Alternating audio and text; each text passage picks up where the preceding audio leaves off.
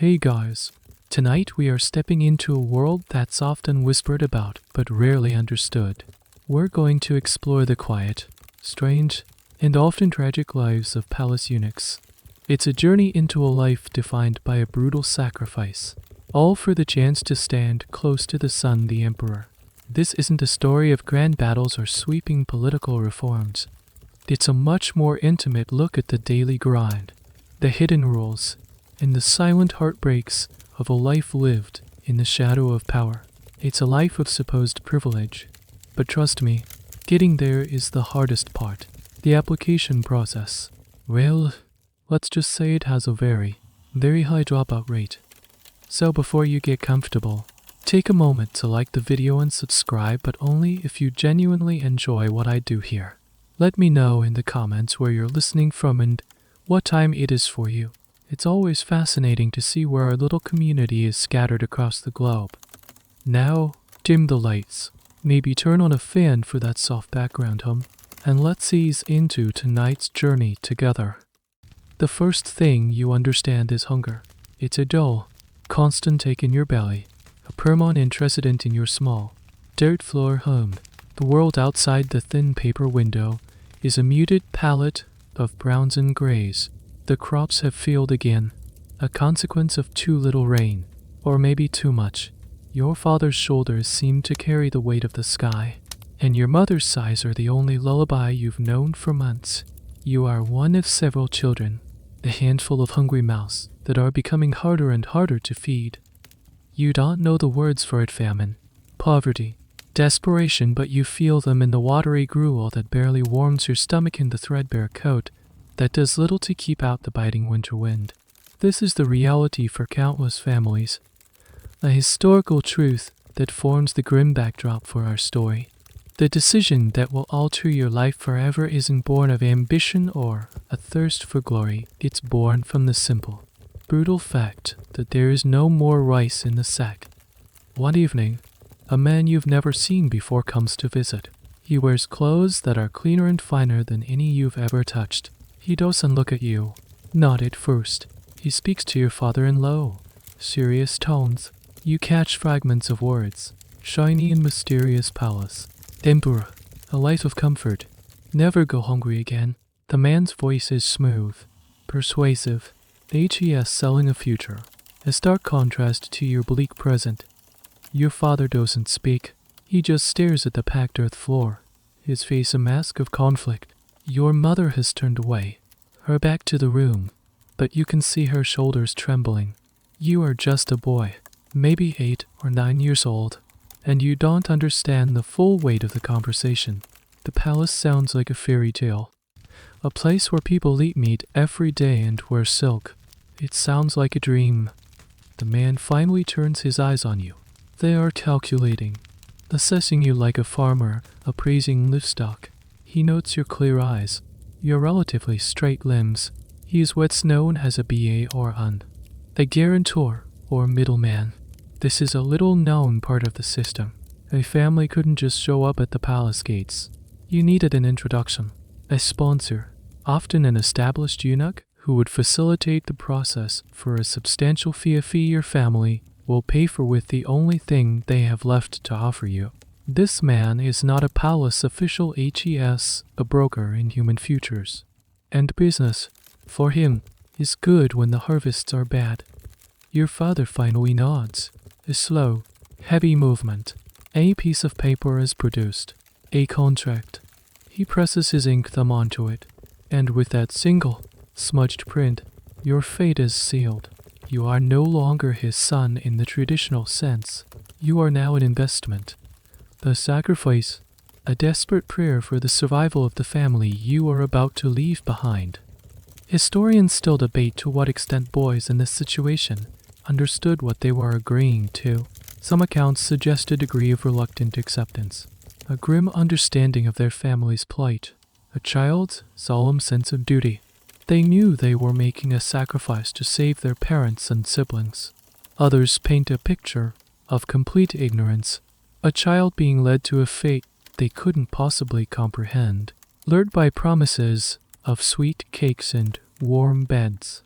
The truth, for you, is likely somewhere in the confusing middle. You understand you are leaving. You understand it is to help. The exact nature of the price.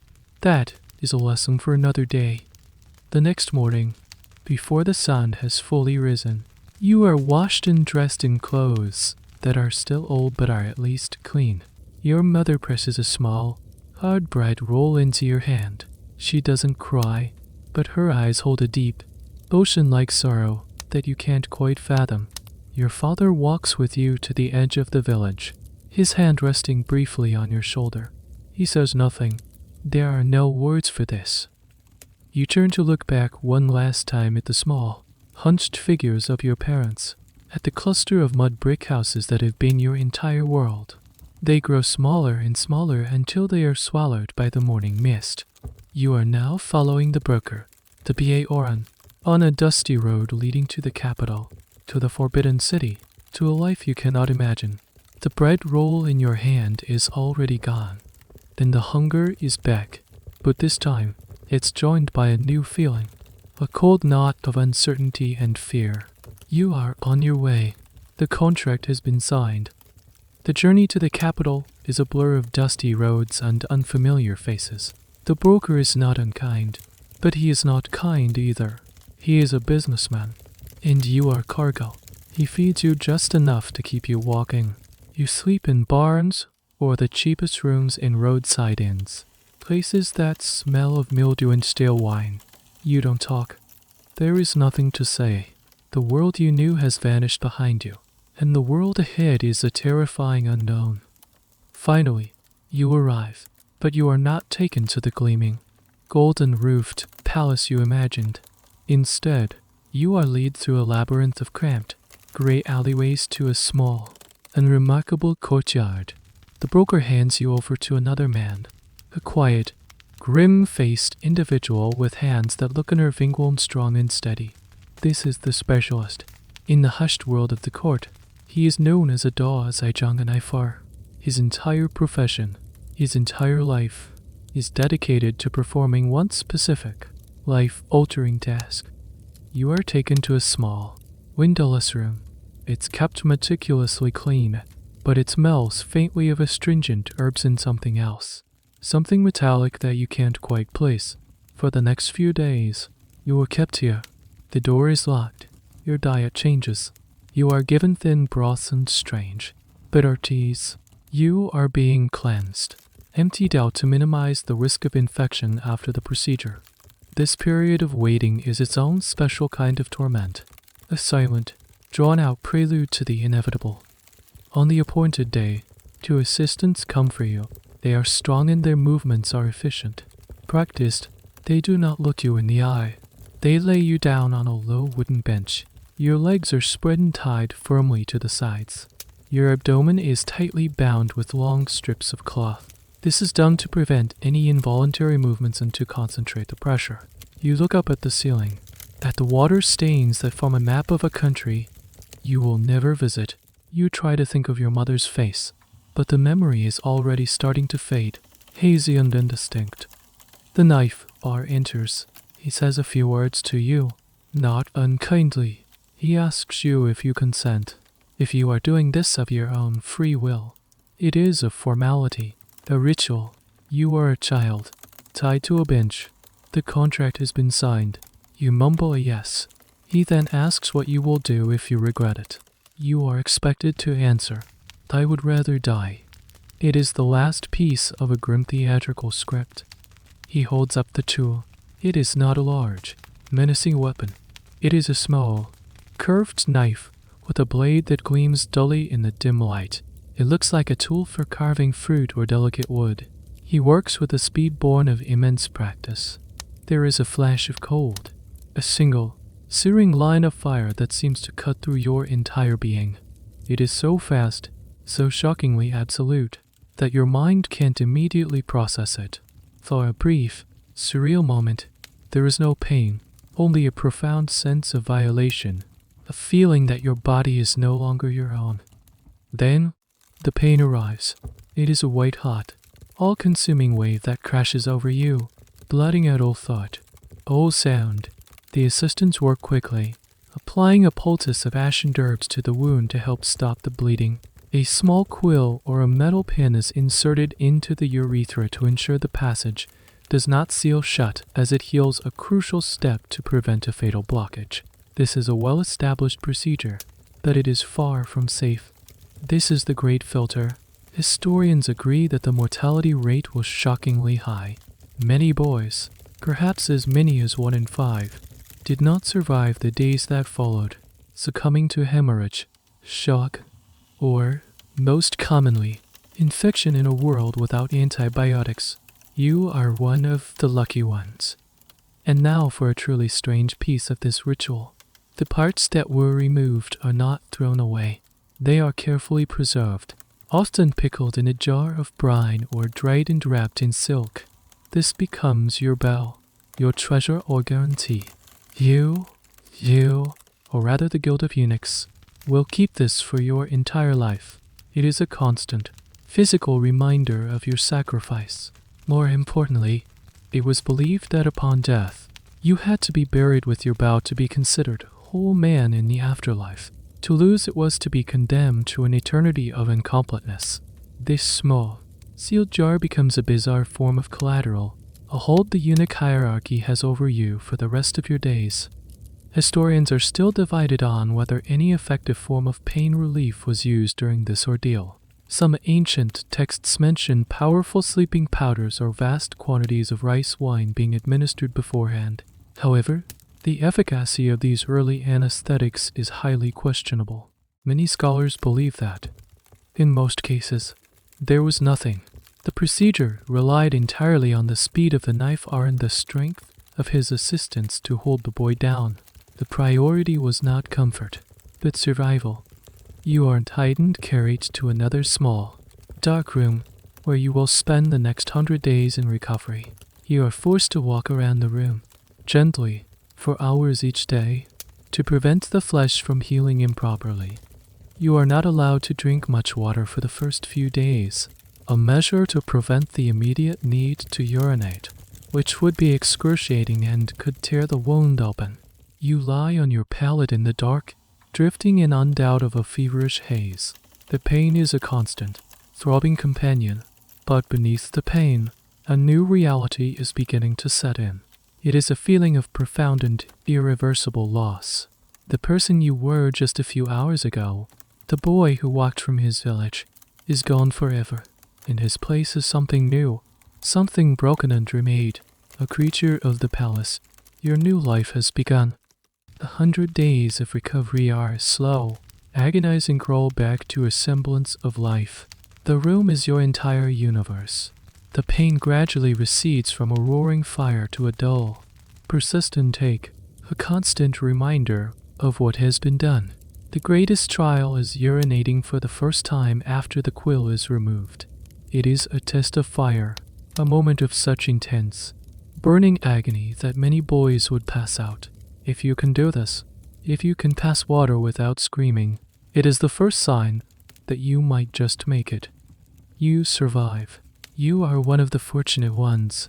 Though the word fortunate feels like a cruel joke, your body begins to heal, but it's healing into a new shape, a new form that you don't yet recognize. You are weak, pale, and profoundly changed. The men who tend to you are older eunuchs. They are not gentle, but there is a strange, detached empathy in their actions. They have all walked this path. They see you not as a child, but as an initiate, a new member of their silent brotherhood. They teach you the first, most important lesson of your new existence: how to manage your altered body. The physical consequences are lifelong. Due to the removal of the source of testosterone, your voice will never break. It will remain high-pitched, a clear, almost childlike sound that will forever mark you as different. The fine, downy hair on your upper lip will never thicken into a mustache. Your limbs might grow unusually long. Your hips might broaden slightly, and you may struggle to build muscle mass. The most immediate and difficult change, however, is incontinence. This surgery often damages the muscles that control the bladder, making leakage a common, humiliating problem for the rest of your life. This is why older eunuchs often walked with a distinctive, slightly shuffling gait, and why there was often a faint, sharp smell of urine clinging to their robes, a scent they tried desperately to mask with perfumes and incense. This hidden struggle is something you learn to manage. You learn to bind yourself with cloths, to limit your fluid intake, to always know the location of the nearest latrine. It is a secret burden, a source of constant, low-grade shame that you share with all of your new brothers. Finally, the day comes when you are deemed healed. You are given your first set of palace robes. They are made of coarse, dark fabric, the uniform of the lowest rank, but to your fingers, accustomed to nothing but rough homespun cloth, they feel impossibly fine. You are lead out of the grim, secluded courtyard and into the real palace for the first time. The sheer scale of it takes your breath away. This is not the fairy tale you imagined. It is something far more imposing, more terrifyingly grand. Vast, stone-paved courtyards stretch out like frozen lakes. The roofs, with their brilliant yellow tiles, curve up towards the sky like the wings of immense, sleeping dragons. Everything is colored in bold strokes of vermilion, gold, and deep blue. The air itself feels different here, thick with the scent of old wood, incense, and an undercurrent of immense, silent power. You are brought before an older, high-ranking eunuch. He is the head of your new family. He sits behind a large, dark wood desk, his face a web of fine lines, his eyes missing nothing. He looks you over, his gaze sharp and appraising. He is assigning you to your first post. You are now part of the vast, intricate machinery of the imperial household. This is where your education really begins. You learn the hierarchies. You learn that your new master is also your father in the complex adoptive system of the palace eunuchs. You are his adopted son. This is a crucial social structure. Since eunuchs could not have biological children, they formed these elaborate lineages, adopting younger eunuchs to create a support network, a way to pass down knowledge, wealth, and influence. Your loyalty is now to him, above all others. He is your protector, your teacher, and your warden. His fortunes are your fortunes, his downfall will be yours. This is one of the more peculiar and lesser-known aspects of eunuch life, the creation of artificial families to fill the void left by real ones. Your master gives you a new name. The name your parents gave you, the last link to your old life, is stripped away. You are now Little Hen, or Quiet Virtue, or some other name that signifies your new status as a servant. You are taught the essential rules of survival. Rule 1, keep your head down. Rule 2, keep your mouth shut unless spoken to. Rule 3, never look a high-ranking person directly in the eye. Your gaze should always be directed at the floor, or at their feet. You are a shadow, a presence that should be felt but not seen. Historians often wonder about the psychological impact of this transition. What happens to a child's mind when they are so utterly stripped of their identity and remade into it to love the state? There are very few first-hand accounts, as most eunuchs were illiterate, and those who could write were careful about what they recorded. But it's believed that this period was one of profound dissociation. You learn to suppress your own feelings, your own history, your own self. You become the role you are assigned. It's a survival mechanism. To dwell on what you have lost would be to invite a madness from which there is no recovery. You are terrified, but you are also alive. You have survived the knife-hours blade and the fevered nights. You are inside the walls of the most powerful place on earth. The hunger in your belly has been replaced by a different kind of hunger. Now the hunger to stay alive, to go unnoticed, and to understand the labyrinth of rules that govern this strange, golden cage. The lack of survival feels, for the first time, like it might also be a curse. You have passed the test. You have been unmade and remade. Your new life as a palace eunuch has truly begun. Your first glimpse of the imperial city was one of awe and terror. Now, you step through another gate, a smaller but no less imposing one, into the world that will be your prison and your proving ground. You are assigned to the department of palace servants. the lowest strung on a very tall ladder. Your new home is a cramped room shared with a dozen other boys, all new like you, all bearing the same haunted, watchful look in their eyes. The beds are simple wooden planks, the blankets thin. It is better than the dirt floor of your village, but it is a gilded cage nonetheless. Your master, the old eunuch who took you in, gives you your first lesson in palace geography. The Forbidden City is not one place, but a city within a city. A complex web of courtyards, halls, and gardens, each with its own purpose and its own strict rules of access. He points out the areas you are absolutely forbidden to enter: the residences of the concubines, the emperor's private study, the ancestral temples. He drills the names and ranks of the people you will see. You must know a prince from a duke, a first-rank concubine from a third-rank one, by the color and embroidery of their robes alone. A mistaken greeting is not just an embarrassment, it could be a fatal error. The most important rule, the one he repeats until it is burned into your memory, is this: you are to be invisible. You are to move along the edges of the courtyards, close to the walls. You are to be silent unless a superior speaks to you. You are to see everything and say nothing. The walls have ears, he tells you, but the pillars have eyes, and most of them belong to us. It's a chilling introduction to the network of surveillance that underpins palace life. You quickly learn the hierarchy isn't just about the royals. The eunuch community itself is a miniature empire of its own, with a rigid and oft uncruel power structure. There are the great leaders, the directors of the various departments, who wield immense power. Below them are their deputies, the managers, the record keepers, and at the very bottom, there is you. You are a Zhao Taojian, a little eunuch, the lowest of the low. You are at the beck and call of everyone. An older eunuch, perhaps only 5 or 6 years your senior, but with the weary eyes of an old man, is assigned to be your direct supervisor. He is your Shizhong, your elder brother in the eunuch system. He is the one who will teach you the practicalities of your new life. His own small measure of authority over you is his only source of pride, and he wields it with a casual cruelty. He will smack you for walking too loudly, for a moment of hesitation, for a speck of dust missed while cleaning. It is not personal. He is simply passing down the treatment he received. It is how discipline is maintained. Your days become a blur of endless, mind-numbing chores. You wake long before dawn, while the city is still shrouded in a cold, blue mist. Your first task is to sweep the vast stone courtyards. The sheer size of them is daunting.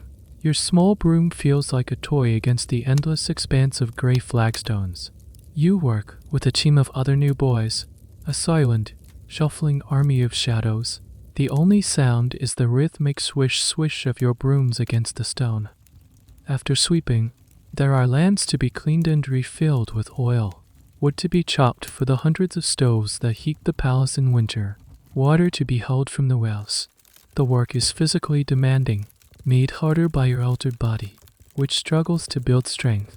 Your hands, once soft, become calloused and rough. Your back aches constantly. This period of menial labor serves a dual purpose. It is, of course, necessary to keep the immense palace functioning, but it is also a deliberate process of breaking you down, of erasing any lingering sense of individuality or pride. You are being taught, in the most visceral way possible, that you are a cog in a machine. Your personal comfort, your thoughts, your feelings, they are irrelevant. All that matters is the task at hand. Here we encounter a small, often overlooked detail of palace life: the obsession with cleanliness. In a place so crowded and with rudimentary sanitation, preventing disease was a constant battle. Eunuchs were the front line. You learned to scrub floors with a special mixture of vinegar and herbs to disinfect them. You learned to burn incense, not just for pleasant aromas, but to drive away insects. This knowledge of practical hygiene was a form of specialized, unwritten expertise passed down through the eunuch ranks. Historians often debate the level of education afforded to low-ranking eunuchs. while high-ranking eunuchs were oft highly literate, sometimes even accomplished scholars and calligraphers. The vast majority at the bottom were kept intentionally illiterate. Why an educated servant is a servant who might get ideas. Reading and writing were forms of power, and power was a commodity to be jealously guarded by those at the top. You may learn to recognize a few characters related to your duties, the names of herbs, the labels on supply jars, but you will not be taught to read the classics or write poetry. Your ignorance is a tool for your masters. As you go about your duties, you begin to absorb the rhythm of the palace. You learn the precise time the emperor wakes, when the morning council is held, when the ladies of the court take their afternoon walks. You learn the sounds, the distant ringing of a temple bell, the rumble of carriage wheels on the flagstones, the sharp cry of a hawk circling high above the palace walls. You are a silent observer on the periphery of great events.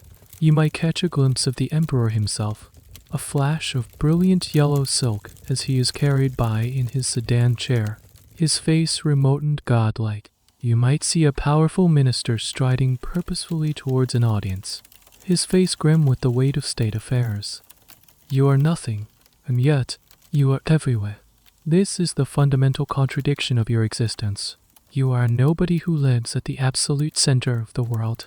For now, your world is one of bucket and broom, of aching muscles and the constant, gnawing fear of making a mistake. You are learning that to survive here, you must first become a ghost. Months blur into a year, then another. The back-breaking labor of your initial posting has hardened you, but it has also sharpened you. You've survived the initial culling, where boys who were too slow, too clumsy, or too defiant were weeded out and sent to even worse assignments, like the palace laundries or stables, places where a eunuch could languish in obscurity for a lifetime. Your diligence, your silence, and your ability to become part of the scenery have been noticed. Your father, the senior eunuch who sponsored you, summons you one day. He has secured a new position for you. You are being transferred. You will no longer be sweeping courtyards. You are now assigned to serve a person directly. This is a terrifying and exhilarating step up. Serving a location is one thing, serving a human being, a member of the imperial family or a high-ranking concubine, is an entirely different universe of risk and reward. Your new master is a minor concubine, a lady of the court who holds a respectable but not powerful rank. Her residence is a small, elegant courtyard, a world away from the barren dormitories of the service department. Here, the air is perfumed with flowers and expensive incense. The wooden pillars are lacquered and intricately carved. For the first time, you are in close proximity to the gilded lives of the palace elite. Your job is no longer about physical strength, but about something far more demanding: anticipation.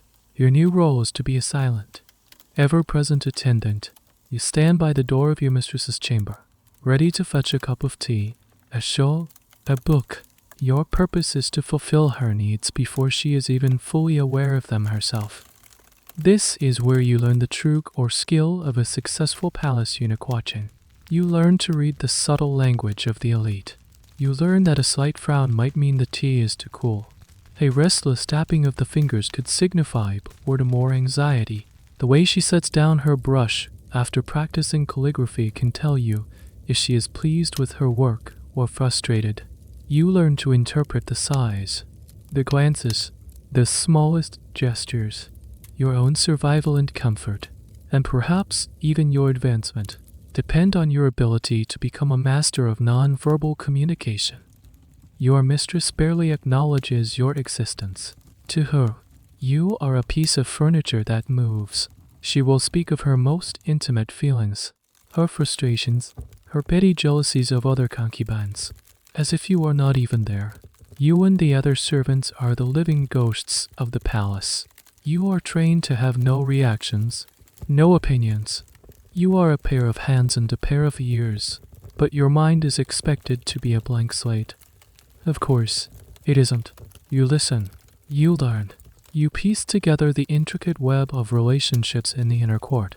You learn which ladies are in favor with the emperor, which ones are rivals, which eunuchs serve which masters, and who is secretly allied with whom.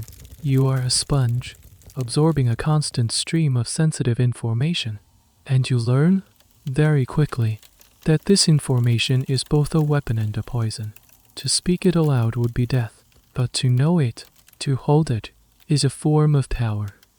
This brings us to a peculiar aspect of your new life, the concept of palace gaze. Historians and sociologists have noted that in environments of absolute power, subordinates develop a unique way of observing their superiors. It's a constant, covert scanning of the powerful individual, monitoring their mood, their health, their slightest whim. It's a survival tactic. You are not just looking at your mistress, you are studying her, decoding her, predicting her. You are a professional people pleaser in the highest stakes environment imaginable. A little known fact from this world is the role of food. Serving meals is one of your key duties.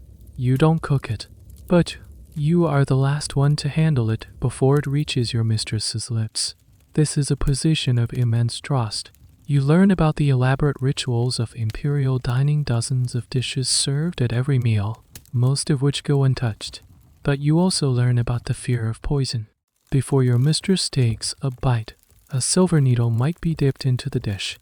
Or, more commonly, a tasting eunuch would take a small bite of every single dish first. It was a formal, accepted rule, and one with obvious occupational hazards. To be the tasting eunuch was a sign of trust, but it was a trust you'd rather not have. You learn to navigate the petty politics of the servants' quarters. The head eunuch of your mistress's household is a man to be feared and respected. The senior maids hold their own power, and a quiet rivalry exists between the eunuchs and the palace maids. You'll learn to befriend the right people, to share a piece of leftover pastry with a kitchen worker, who might give you a better cut of meat for your own meal, to trade a piece of gossip with a fellow eunuch for a bit of useful information. You are building your own small, fragile network. The academic world still debates the extent to which eunuchs in these mid-level positions could exercise agency. Were they simply passive observers, as the official narratives suggest, or were they active players, subtly influencing their masters and mistresses? A well-placed word, a carefully timed accident. Could a eunuch shape events, for example, accidentally spilling tea on a letter from a rival concubine, or forgetting to pass on a message? It's almost impossible to prove from the historical record, but the potential was always there.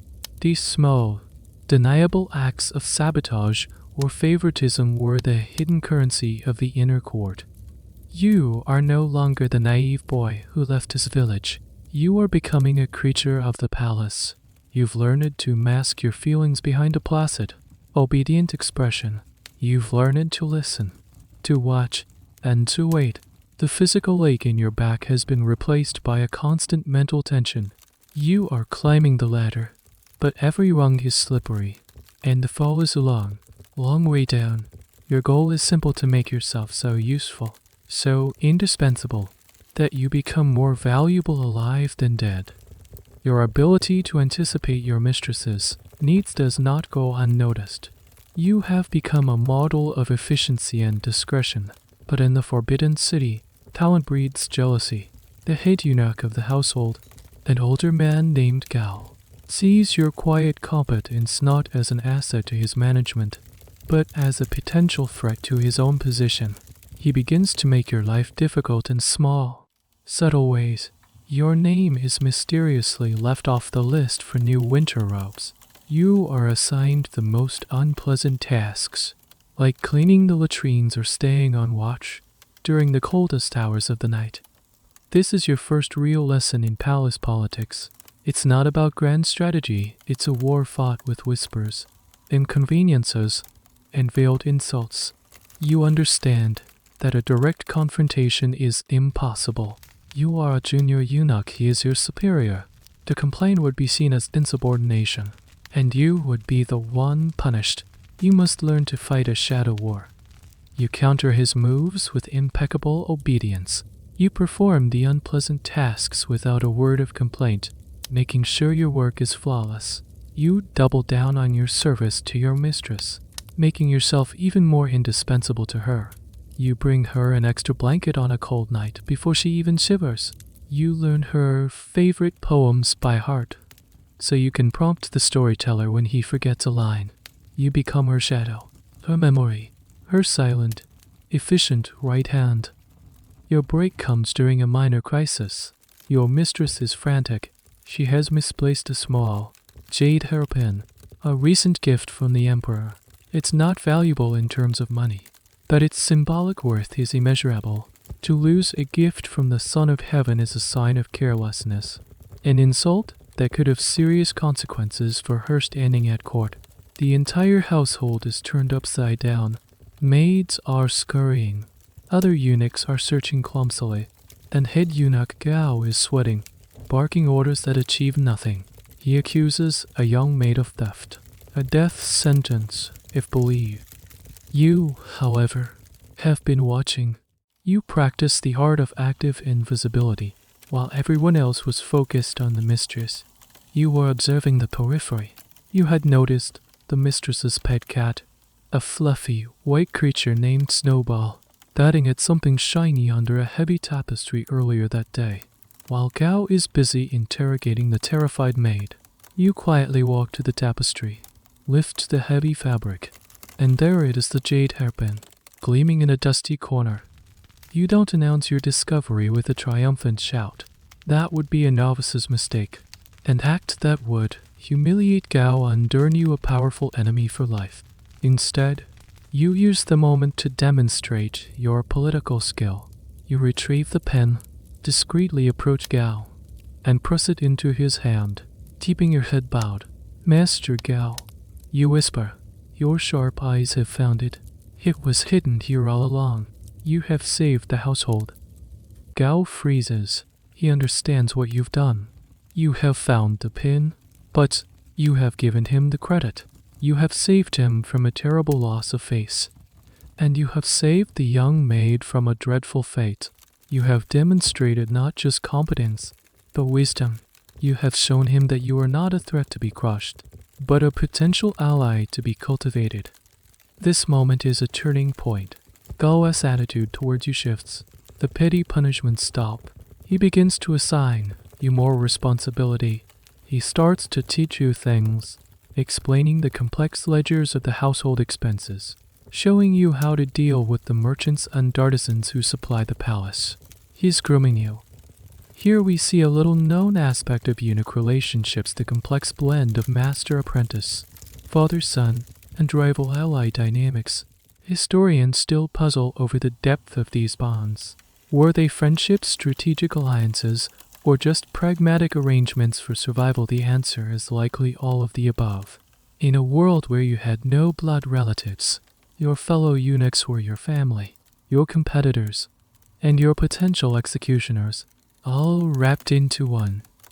You also learn a strange, sad skill: how to manage loneliness. You see it in the older eunuchs. Some become obsessed with hobbies, like raising crickets for fighting or cultivating miniature plants. Others become devoutly religious, spending their free time chanting scriptures.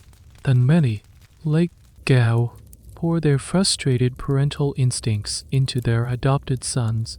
This is the context for the eunuch adoption system we touched on earlier. It was just for power. It was a deep-seated human need to nurture, to teach, and to leave some kind of legacy, even if it wasn't a biological one. Your loyalty to Gao is now not just about fear, but a strange, burgeoning sense of duty. The hairpin incident solidifies your reputation within the small world of your mistress's courtyard. You are no longer just the new boy. You are the clever one, the one who sees things. You have learned that in the Forbidden City, power is not just about what you do, but about what you are seen to do.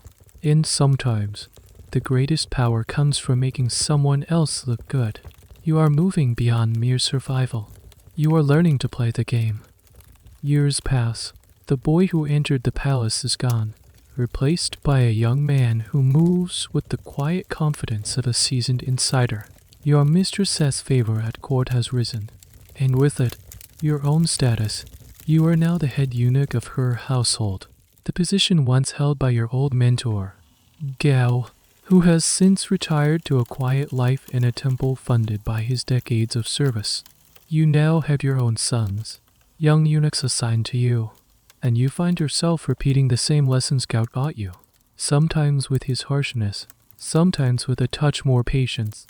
You now understand the Forbidden City not as a series of buildings, but as a living organism, a complex ecosystem of power. And you are no longer at the bottom of the food chain. You have a comfortable room of your own. You wear robes of fine silk, a clear marker of your rank. You manage the household budget, and with that comes opportunity. You learn the art of the squeeze. When purchasing supplies for the household silks, teas, porcelain, you negotiate fiercely with the merchants. The official price is recorded in the ledger, but there is always a discount, a kickback, a commission. The surplus is your informal income. It is an accepted, if unspoken, part of the system. This is how high-ranking eunuchs amassed the immense personal fortunes that so scandalized the Confucian scholar officials. It's a risky business. If you are too greedy, a disgruntled merchant might report you. If your mistress's expenses suddenly inflate, it could draw unwanted attention. You learn to be subtle, to shave off just enough to build a comfortable nest egg without appearing corrupt. Your personal quarters now contain a locked chest filled with silver ingots and fine jade, a secret hoard against a future that is always uncertain. Your responsibilities have expanded. You are no longer just a personal attendant, you are a manager, an administrator. You oversee a staff of dozens of junior eunuchs and palace maids. You are responsible for the maintenance of the buildings, the security of the courtyard, and, most importantly, the happiness and comfort of your mistress. This is where you truly begin to understand the immense, intricate power structure of the eunuch bureaucracy. It's a parallel government within the palace, with its own departments, laws, and methods of enforcement. The most powerful of these was often the palace central service, or a similar body, which controlled appointments, promotions, and punishments for all eunuchs. To get anything done, you needed allies within this central administration. You spend your free time cultivating these relationships, sharing tea with a deputy director, sending a thoughtful gift to an influential secretary. You are a lobbyist in your own court. One of the strangest and least known eunuch institutions was the eunuch school in Sharang. While you were kept illiterate as a boy, promising eunuchs who showed administrative talent could be selected for formal education here. They were taught to read, to write, to handle official documents, and to study historical precedents. This created an elite cadre of literate eunuchs who could handle the emperor's personal paperwork, his decrees, and his secret correspondence, a direct challenge to the monopoly on information held by the outer court scholar officials. And here lies a great historical debate, the perceived conflict between the inner court, the emperor, his family, and the eunuchs and the outer court, the formal government ministries run by scholar officials. The Confucian scholars, who wrote the official histories, viewed eunuchs as a corrupting influence, parasites who meddled in state affairs and isolated the emperor from his loyal ministers. They wrote scathing accounts of eunuch greed and ambition. From their perspective, you are a villain, a usurper of legitimate authority. From your perspective, things are more complicated.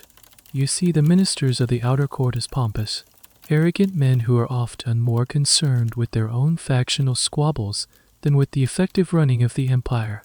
You and your powerful colleagues see yourselves as the emperor's most loyal servants, the only ones who have sacrificed everything for him, the only ones who can be trusted with his most intimate affairs.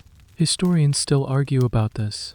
Was the eunuch official rivalry a simple case of good versus evil, or was it a far more complex power struggle between two competing elites, both claiming to act in the best interest of the throne? The truth, as always, is murky. Your life is a paradox of intimacy and distance. You might help the emperor's favorite son with his calligraphy lessons, developing a genuine affection for the boy. You might know the deepest secrets of the most powerful women in the empire. You are closer to the center of power than any minister or general. Yet, you are always an outsider. You have no family name to carry on, no children to inherit your wealth. You are a rootless being, a servant whose entire existence is tied to the whims of your masters. This leads to a profound psychological duality. In public, you are the efficient, powerful, and sometimes feared head eunuch. In the quiet of your own chambers, surrounded by your accumulated wealth, you are confronted by a deep and abiding loneliness. The silver in your chest cannot buy you a son's laughter. The fine silk of your robes cannot warm a solitary bed. You have climbed the ladder, but you realize the top is a lonely, windswept place. You have mastered the rules of the palace, but you are beginning to suspect that it is a game you can't truly win. Your primary, official function has always been service, but as you ascend the ranks, another, more critical role comes into focus. You are a guardian. Specifically, you are a guardian of the harem, the inner court, the vast and secluded section of the palace that houses the emperor's wives, concubines, and female relatives. This is the heart of the Forbidden City, and you are its living lock. The entire logic behind the eunuch system is predicated on this role. The emperor needed a large male workforce to manage and protect the women of his household, but he could not allow any man with full faculties to be in such close proximity to them. The risk of illicit affairs, of questions about the legitimacy of his heirs, was too great. You and your brothers, by virtue of your sacrifice, were seen as the solution strong enough to guard, but safe enough to trust. This trust, however, is a fragile and deeply suspicious thing. You are constantly watched, not just by your superiors, but by the palace maids and the ladies of the court themselves. Any interaction with a female resident is governed by a strict and complex etiquette. You are not to make prolonged eye contact. You are not to engage in idle conversation. Your hands must always be visible. A misplaced glance, a word that is too familiar, a touch that lingers a second too long, any of these could be interpreted as a transgression, and the punishment for such a transgression is swift and absolute. You patrol the corridors of the inner court at night. It's a lonely, eerie duty. The vast complex, so full of life during the day, becomes a silent world of shadows and moonlight. The only sounds are the whisper of the wind through the eaves and the distant cry of the night watchman. Your footsteps, shod in soft-soled slippers, make no sound on the stone pathways. You are a ghost, haunting the edges of the emperor's domestic life. You are the keeper of the keys.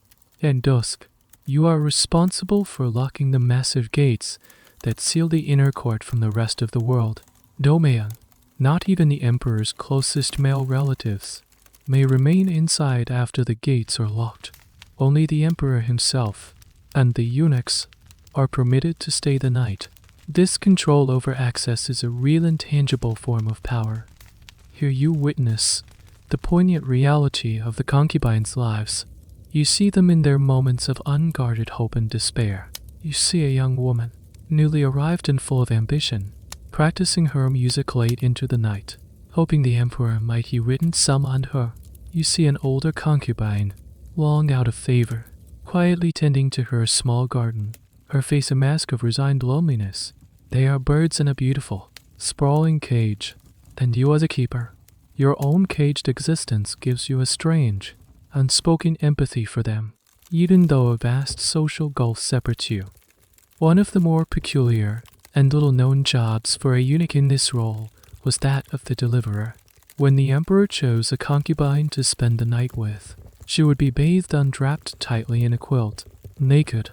It was you, a team of eunuchs, who would then carry this human bundle to the emperor's bedchamber. The practice served several purposes.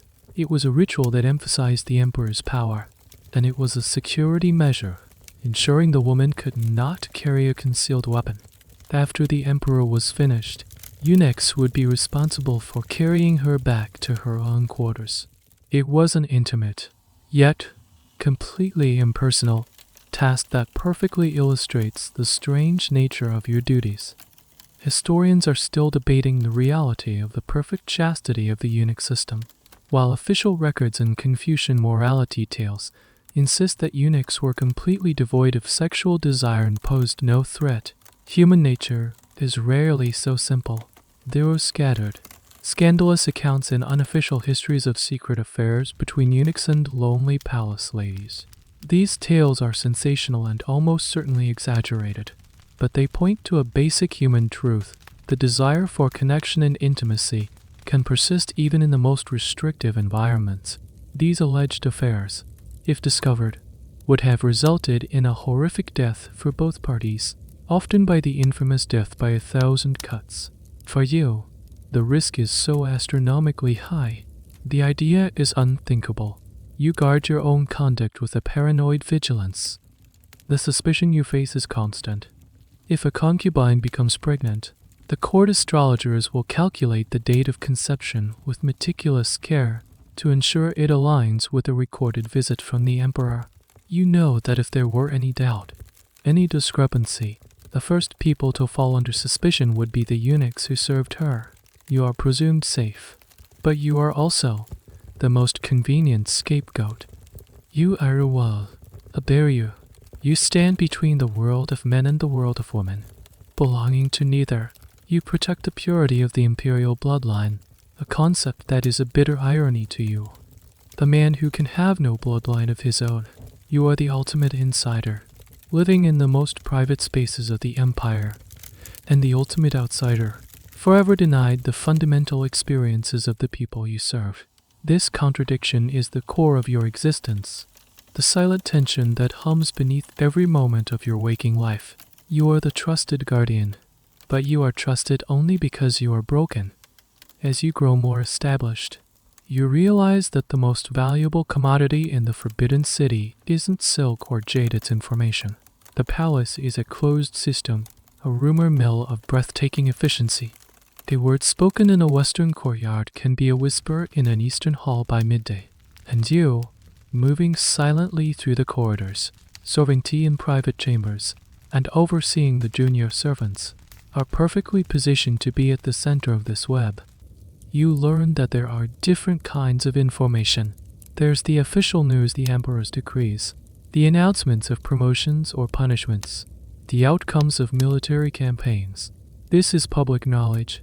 Then, there is the truly important currency, the secrets, the gossip, the shianian suiyu, the idle chatter and broken words that reveal the true state of affairs.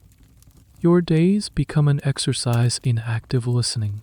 While pouring wine for your mistress and her guests, you don't just hear their conversation about poetry, you listen to the subtle digs one makes about another's choice of hairpin, a sign of a burgeoning rivalry.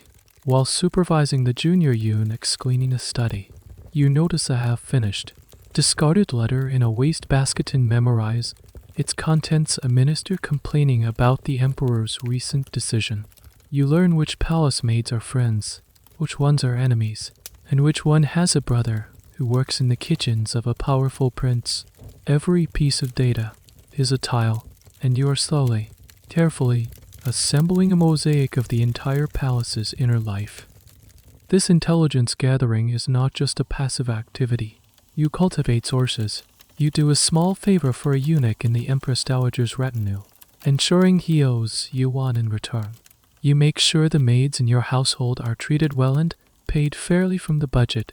You control their loyalty means they will report what they hear in the laundry or the sewing rooms. You are building an informal intelligence network, a spider's web of eyes and ears. The purpose of this network is, first and foremost, defense. Knowing that a certain court official has been making inquiries about your mistress's spending allows you to prepare to ensure your ledgers are impeccable before any official audit.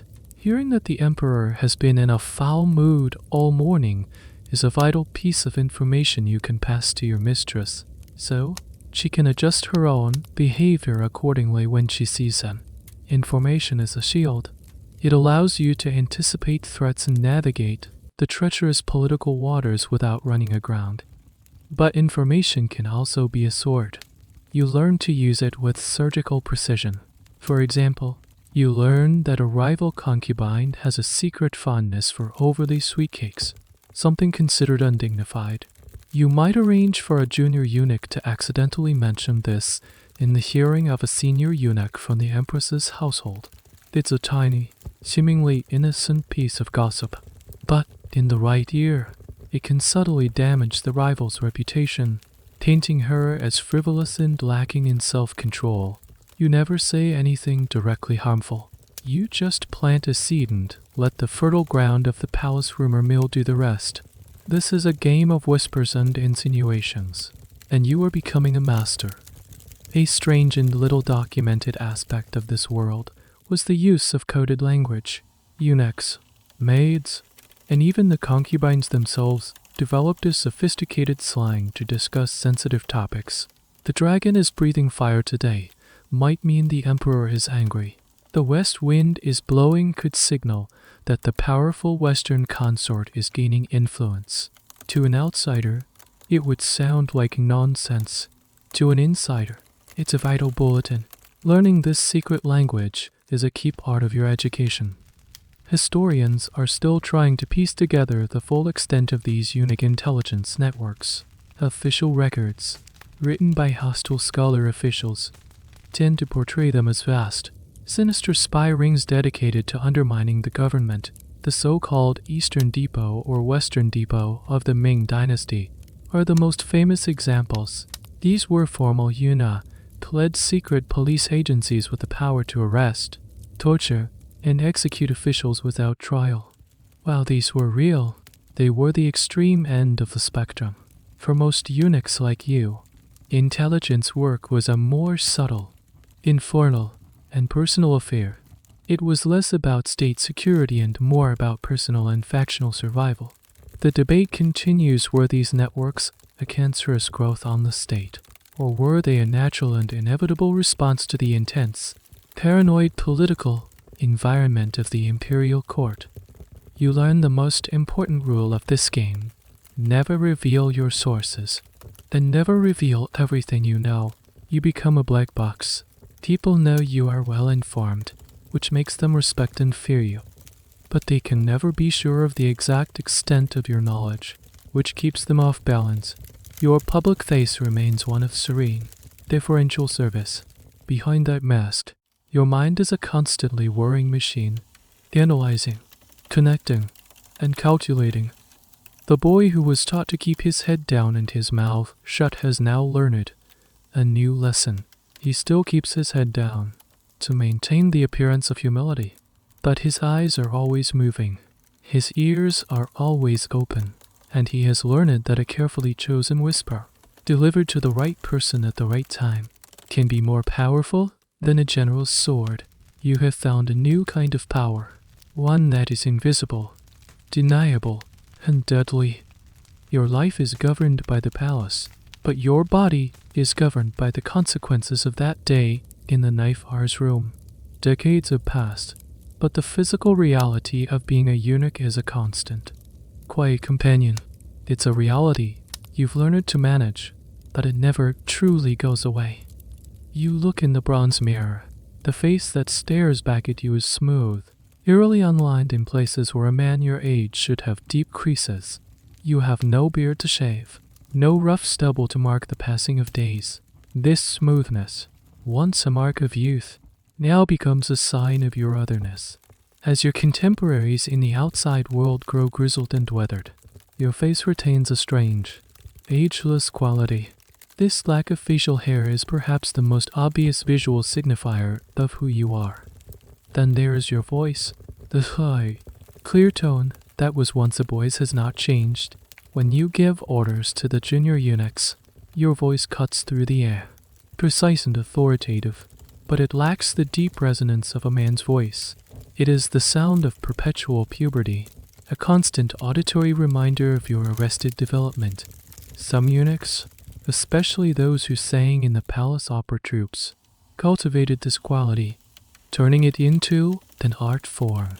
For you, an administrator, it is simply a fact of life, another piece of the uniform you wear. Your body shape has also settled into its unique form. You may have grown taller than your brothers who remained in the village. A known side effect of the procedure's impact on bone growth plates, that your shoulders are not as broad, your muscle mass harder to maintain. You might carry more weight around your hips and stomach. A softer, rounder physique that is neither truly masculine nor feminine. You dress in fine silks, but the robes are designed to hide the body's form, a useful feature for someone whose shape defies easy categorization. This brings us to one of the most persistent and humiliating challenges, the lifelong struggle with incontinence. The damage done during your purification was permanent. You've developed an iron-willed control, a subconscious map of every latrine in your section of the palace.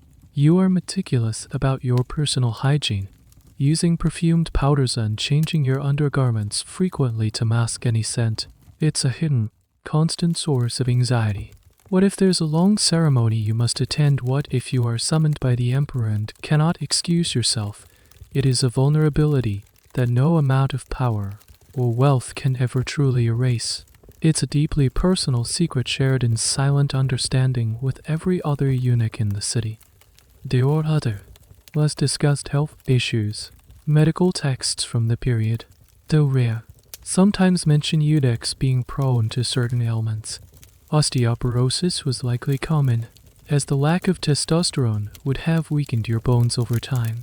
You might feel a deep ache in your joints on cold, damp days. Some historians speculate about a higher incidence of depression or other mental health struggles, the inevitable result of a life of physical mutilation, social isolation, and constant psychological stress.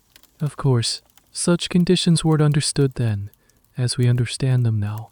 It was just a part of life, a melancholy humor that many older eunuchs seemed to carry with them. A particularly bizarre and little-known consequence relates to your perception in the palace. In the complex cosmology of the court, which was heavily influenced by Taoist and folk beliefs, eunuchs were considered dual nature, because you were seen as being outside the normal cycle of yin and yang. You were sometimes thought to have a cooling or neutralizing effect. This is why eunuchs were often tasked with handling sacred objects or entering temples at times forbidden to others. You were a spiritual anomaly, a human amulet. Your brokenness is paradoxically seen as a source of esoteric purity. The history of medicine intersects strangely with your life. Historians of science are fascinated by the eunuch system as a long-term, large-scale and horrifying experiment on the effects of hormones. Early European visitors to the Chinese court, like missionaries and diplomats, wrote with a mixture of horror and clinical curiosity about eunuchs. Their observations, while often clouded by cultural bias, represent some of the earliest written accounts of the physiological effects of castration on the human male body. These records, buried in obscure travelogues, contributed in a small way to the very beginnings of Western endocrinology. You have learned to live in this remade body. You have adapted. You have compensated for its weaknesses, and even learned to use its unique social standing to your advantage. But there is always a sense of disconnect. A feeling that you are a tenant in a building that has been fundamentally, irrevocably altered without your consent. The physical sacrifice you made as a boy is not a one-time event. It is a debt that your body pays every single day for the rest of your life.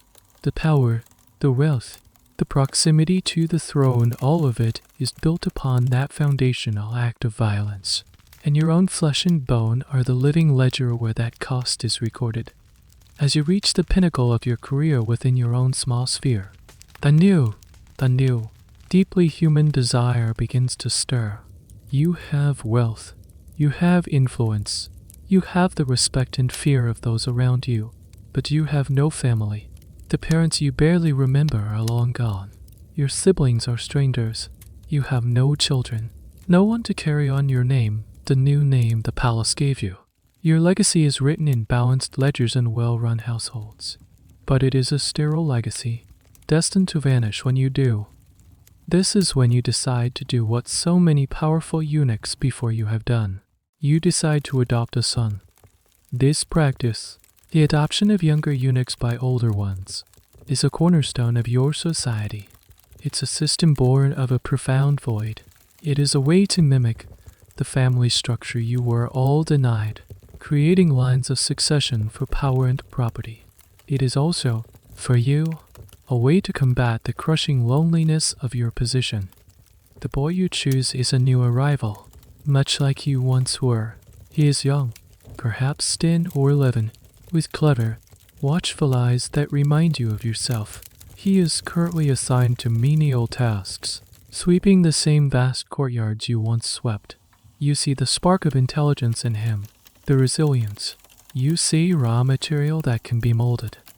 You go through the formal process.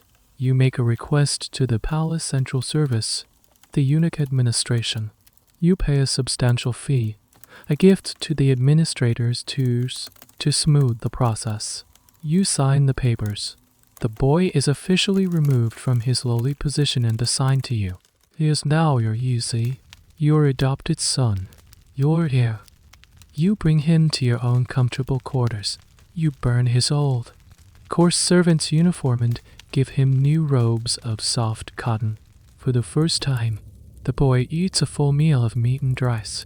You watch him devour the food with a desperate hunger you remember all too well. Your relationship with him is complex, a tangled knot of emotions that historians still struggle to unravel. You are his father, but not his father. You are his master. You are his teacher. You are his only hope for a better life in this gilded cage. You feel a fierce protectiveness towards him, a desire to shield him from the worst of the palace's cruelties. But you also know you must be a stern and demanding teacher. His survival depends on the lessons you will impart. You begin his education. You teach him the names and ranks of every important person in the court. You teach him how to move, how to speak, how to be invisible. You teach him the art of watching, of listening. You show him how to spot a lie in a courtier's smile, how to gauge a lady's mood from the tilt of her head. You are passing down the hard-won knowledge of your own survival. A little-known aspect of this relationship is the transfer of property. Chinese law and custom were built around familial inheritance. As a eunuch, you existed outside this system. The adoption of a Yizi was a clever legal and social workaround. It allowed you to formally bequeath your locked chest of silver, your collection of fine jade, your hidden assets, to a chosen successor. Without an adopted son, upon your death, all your wealth would be absorbed by the palace treasury or, more likely, by the senior eunuchs of the administration. Your Yizi is your insurance policy, ensuring your life's work of quiet accumulation doesn't simply vanish. Historians debate the emotional content of these relationships. Were they truly loving, paternal bonds, or were they just pragmatic alliances? A form of political and economic expediency, some surviving letters and poems written by the few literate eunuchs suggest deep, genuine affection. They write of their sons with pride and tenderness. Other accounts, usually from hostile outside observers, paint a picture of exploitation, where older eunuchs use their sons as mere servants and pawns in their political games. The truth is likely that it varied, just as it does in any family.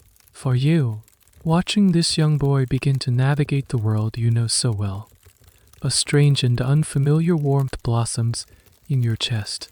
It is not love, perhaps not in the way a true father would feel. It is something else, a sense of continuity, of purpose beyond your own survival. You are giving this boy a future. You are also creating your own legacy. When people speak of him in the years to come, they will say, "He was trained by Old Wei," or whatever your name may be. His successes will be a reflection of your teaching. His rise in the palace hierarchy will be the continuation of your own story. One evening, you sit with him, quizzing him on the complex family tree of the emperor. He answers correctly, his young voice clear and steady. In that moment, the vast, echoing emptiness of your life feels a little less profound. You are no longer just a solitary tree, destined to fall and rot alone in the forest. You have planted a sapling in your shadow. It is a fragile, artificial kind of immortality, but in the sterile world of the Forbidden City, it is the only kind you can hope for. You have a son. You have a future. Your mistress's influence has grown, and with it, her family S. Her young son, a prince of the blood, is now of school age. A special study hall, the prince's atrium, is established for him and his brothers, and you, as the trusted head eunuch of his mother's household, are given a new, profoundly important assignment. You are to be one of the eunuchs supervising the young prince's education. This is a monumental leap.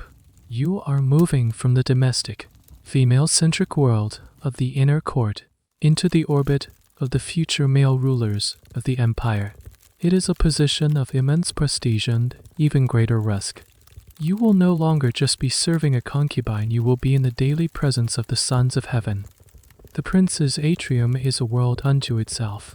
It is staffed by the most learned men in the empire, hand-picked scholar officials with brilliant minds and, often, immense egos. They are the tutors, tasked with filling the royal prince's heads with Confucian classics, history, poetry, and calligraphy. They are the official teachers. Your role is different. You are not a teacher of texts. You are a teacher of life.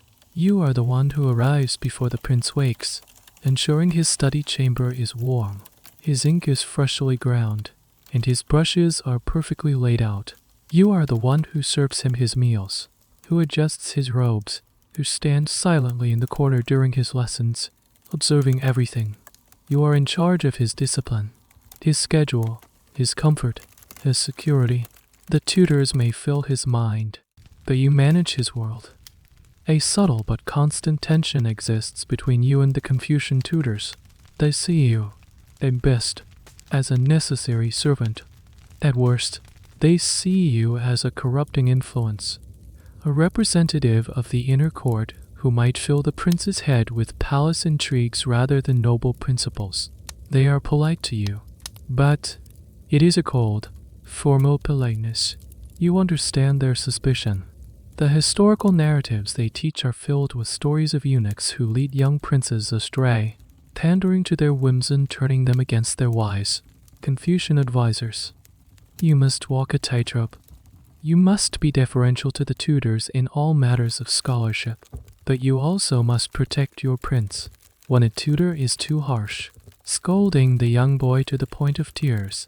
It is you who subtly intervenes, suggesting a short break for a cup of tea or a sweet cake. When the prince is bored and restless, it is you who must find a way to gently steer his attention back to his lessons without undermining the tutor's authority. This is where you can build a bond that is more powerful than any taught in the classics. You become the prince's confidant. The tutors are figures of authority on endless recitation. You are the one he can complain to in a whisper. You are the one who knows his favorite snacks, his secret hiding places in the garden, his fear of thunderstorms. You are the one who helps him practice his archery, holding the bow steady for him and praising his small successes. You are forming a deep, personal connection during his most formative years.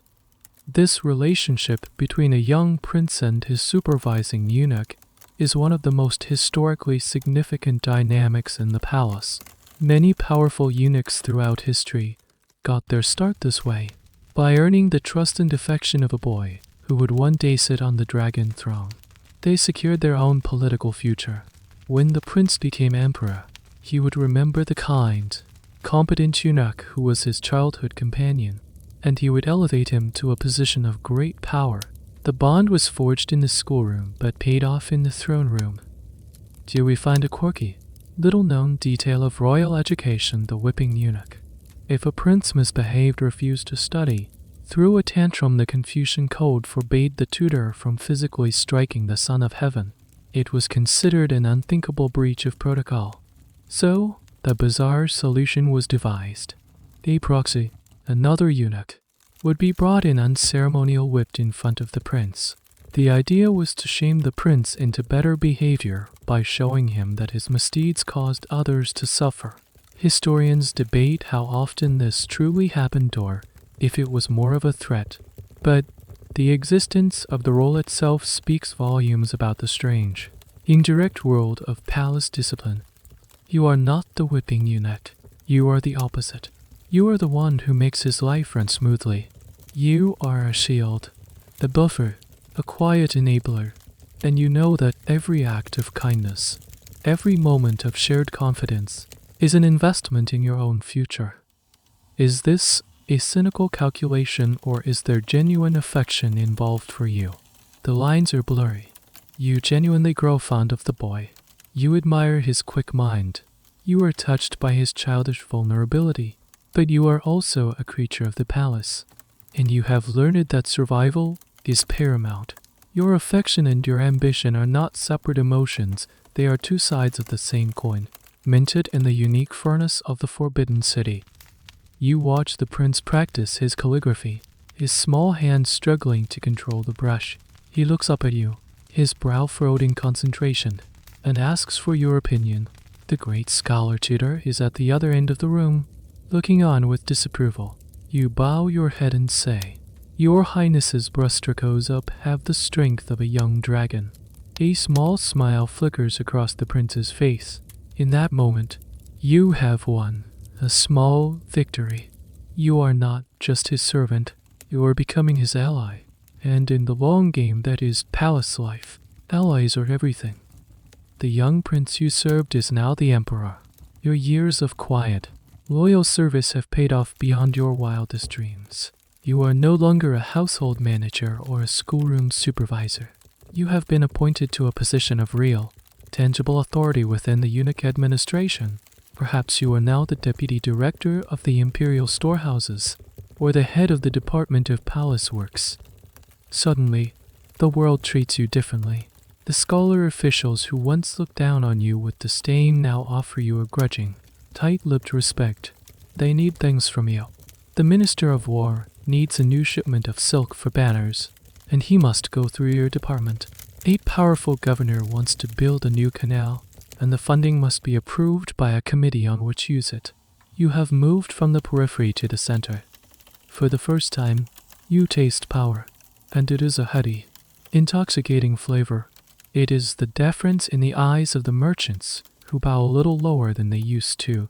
It is the weight of the official seal in your hand, the tool that can approve vast expenditures with a single stamp. It is the quiet satisfaction of seeing a junior eunuch you promoted thrive, knowing you shaped his career. But you quickly learn that power is not a comfortable cushion. It is a double-edged sword, and both edges are sharp. With every decision you make, you create not only allies but also enemies. If you approve a contract for one merchant, you have slighted his rivals. If you promote one eunuch, you have disappointed 10 others. The higher you climb, the more people there are who wish to see you fall. Your new job involves managing vast sums of money and resources. This is where the temptation for corruption, the squeeze you practiced on a small scale before, becomes monumental. The opportunities are endless. A contractor building a new pavilion will offer you a huge commission to approve his inflated budget. A supplier will give you a gift of 1,000 taels of silver to ensure his low-quality goods are accepted by the palace. This is the path to immense wealth. You see the opulent mansions that the highest-ranking eunuchs build for themselves just outside the palace walls, filled with priceless antiques, rare books, and young opera singers. They live lives of luxury that rival those of the imperial princes.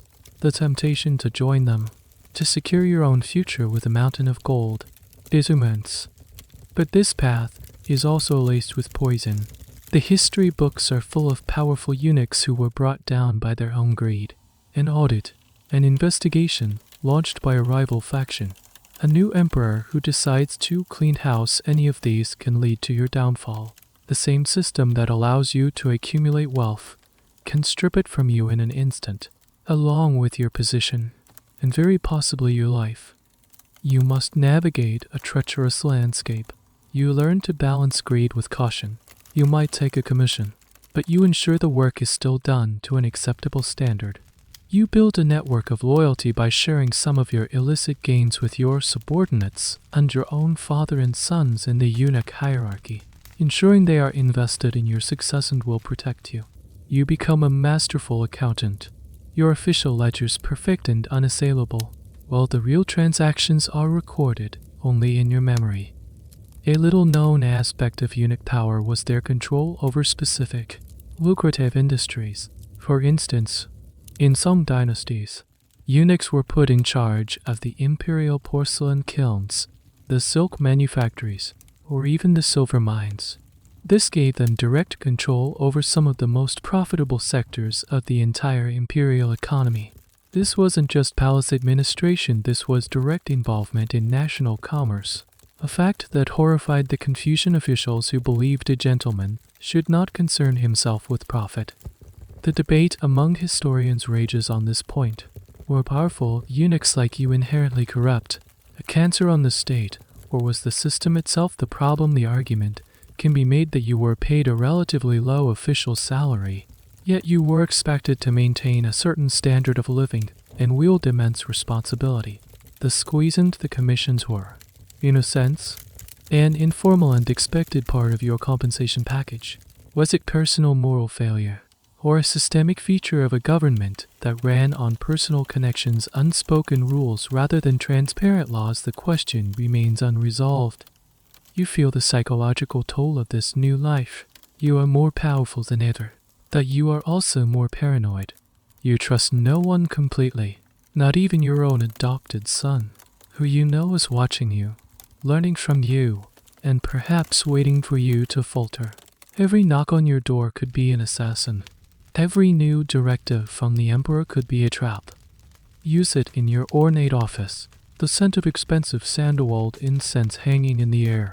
On your desk are budget proposals worth more than your entire home village could produce in a century. You have come so far from the hungry, terrified boy on the Knifar's bench. You have wealth, influence, and the ear of the emperor. You have won the game, but the victory feels hollow. The sweet taste of power is mingled with the bitter aftertaste of constant, unending fear. You are at the top, but you are dancing on a wire, and the wind is starting to blow. Your newfound influence brings you into direct, and often contentious, contact with the most powerful group outside the palace walls, the scholar officials, the mandarins who run the vast bureaucracy of the empire. To them, you are the embodiment of everything that is wrong with the court. You feel their hostility in every interaction. It is a cold, intellectual contempt when you attend meetings. They will quote obscure passages from the classics that subtly criticize palace factions or inner servants who meddle in state affairs. They speak to you with a forced, icy politeness, addressing you by your official title, but making it clear they see you as an unfortunate necessity, not a legitimate colleague. To understand their perspective, you have to understand their entire worldview.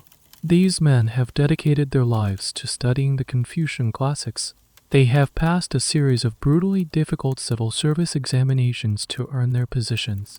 They believe in a moral and political order where the empire is governed by educated, virtuous men themselves who advise a wise and receptive emperor. In this worldview, you are an aberration. You did not earn your position through scholarship. You earned it through personal service, through proximity to the throne, a path they see as illegitimate and sycophantic. They believe you isolate the emperor, whispering poison in his ear and preventing him from hearing the wise counsel of his ministers. You are, in their eyes, a constitutional flaw, a cancer in the body politic. This conflict is one of the great recurring themes of imperial history in many dynasties. The official court records, which were almost always written by these same scholar officials, are filled with scathing denunciations of eunuch power. They are the villains in thousands of historical documents, greedy, manipulative, and destructive.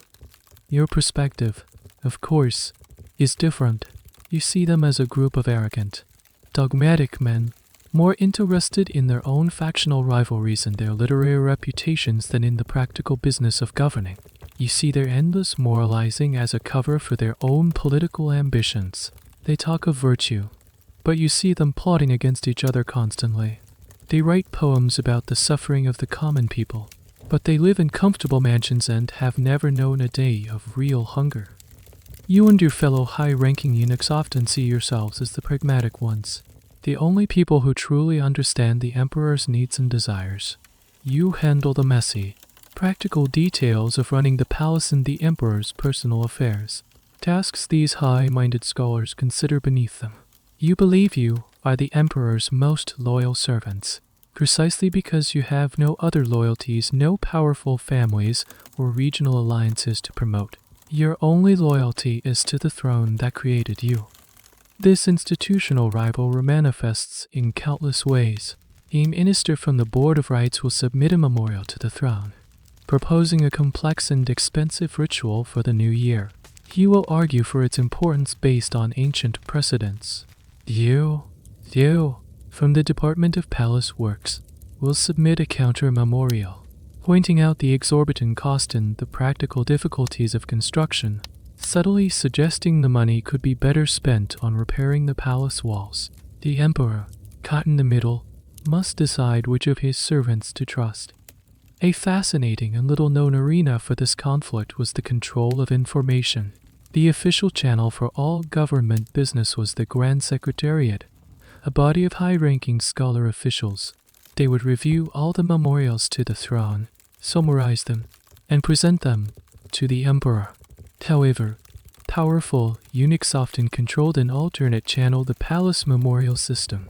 This was a direct, secret line of communication to the emperor. As the head of the eunuch staffed directorate of ceremonial, you might have the power to receive these secret reports and present them to the emperor directly, bypassing the Grand Secretariat entirely.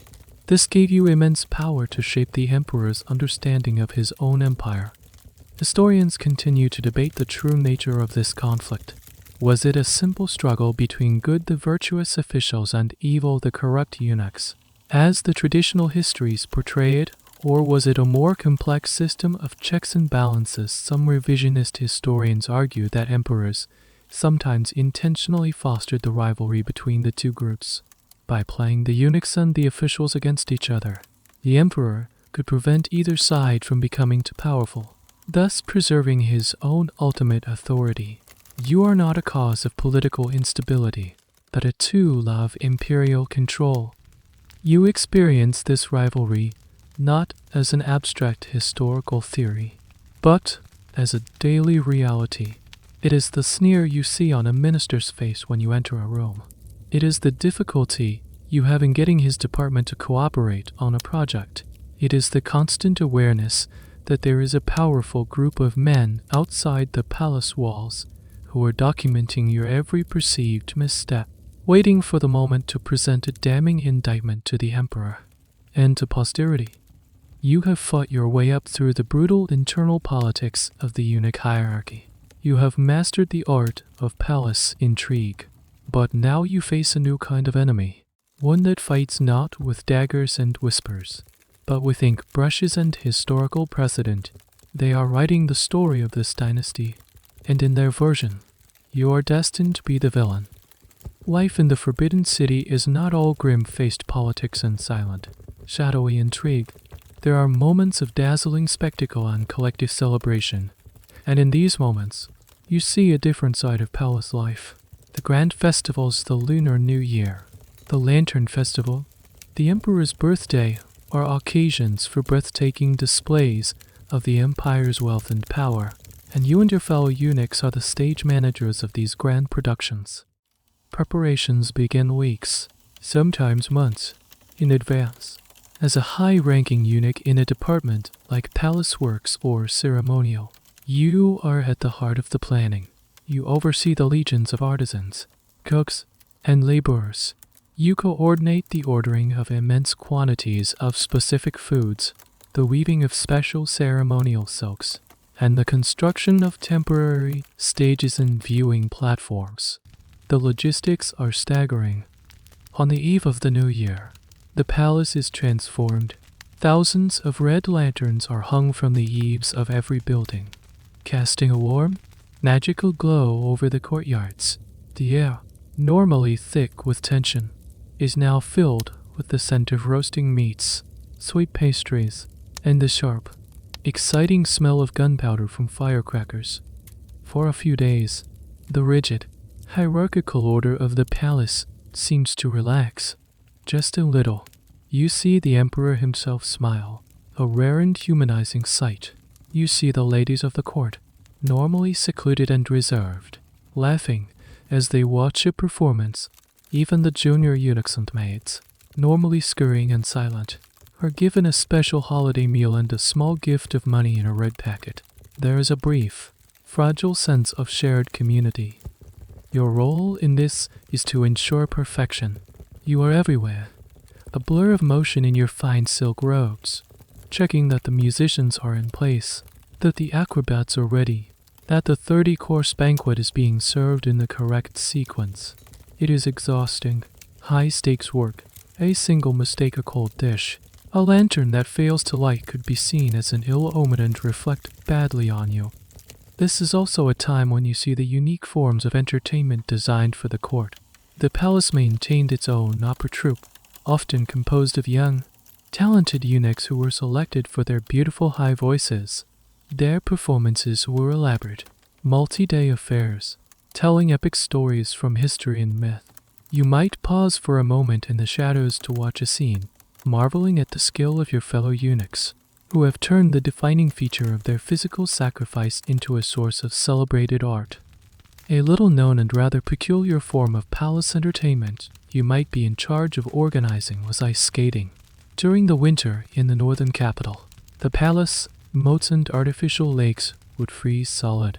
The court would hold ice games. Specially trained soldiers and eunuchs would perform elaborate maneuvers on the ice, a combination of skating, dancing, and martial arts, all for the amusement of the emperor and his court. It was a dazzling, strange, and beautiful spectacle under the cold winter sun. Beneath the surface of the festivities, however, the politics never truly stop. A festival is a prime opportunity for subtle maneuvering. The seating arrangement at the grand banquet is a carefully calibrated map of the current power structure. Who sits closest to the emperor, which concubine is given the seat of honor. You, as one of the organizers, are lobbied relentlessly by various factions to grant them a more favorable position. The gifts presented to the emperor are also a form of competition, with ministers and princes trying to outdo one another in the extravagance and cleverness of their offerings. Historians often look at these festival records to understand the inner workings of the court.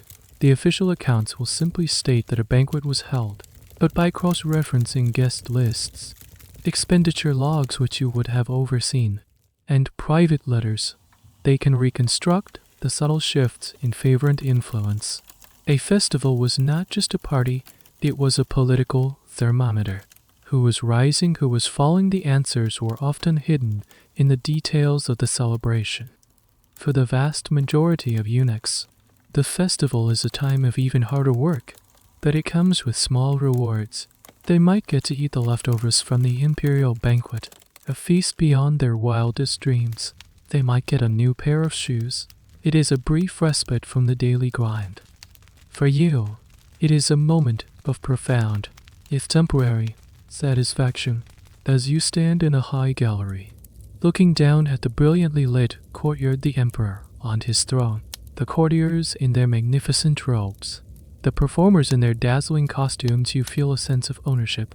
This spectacle, this perfect image of a prosperous and well-ordered empire, is your creation. The ministers may write poems about it, but you are the one who made it happen.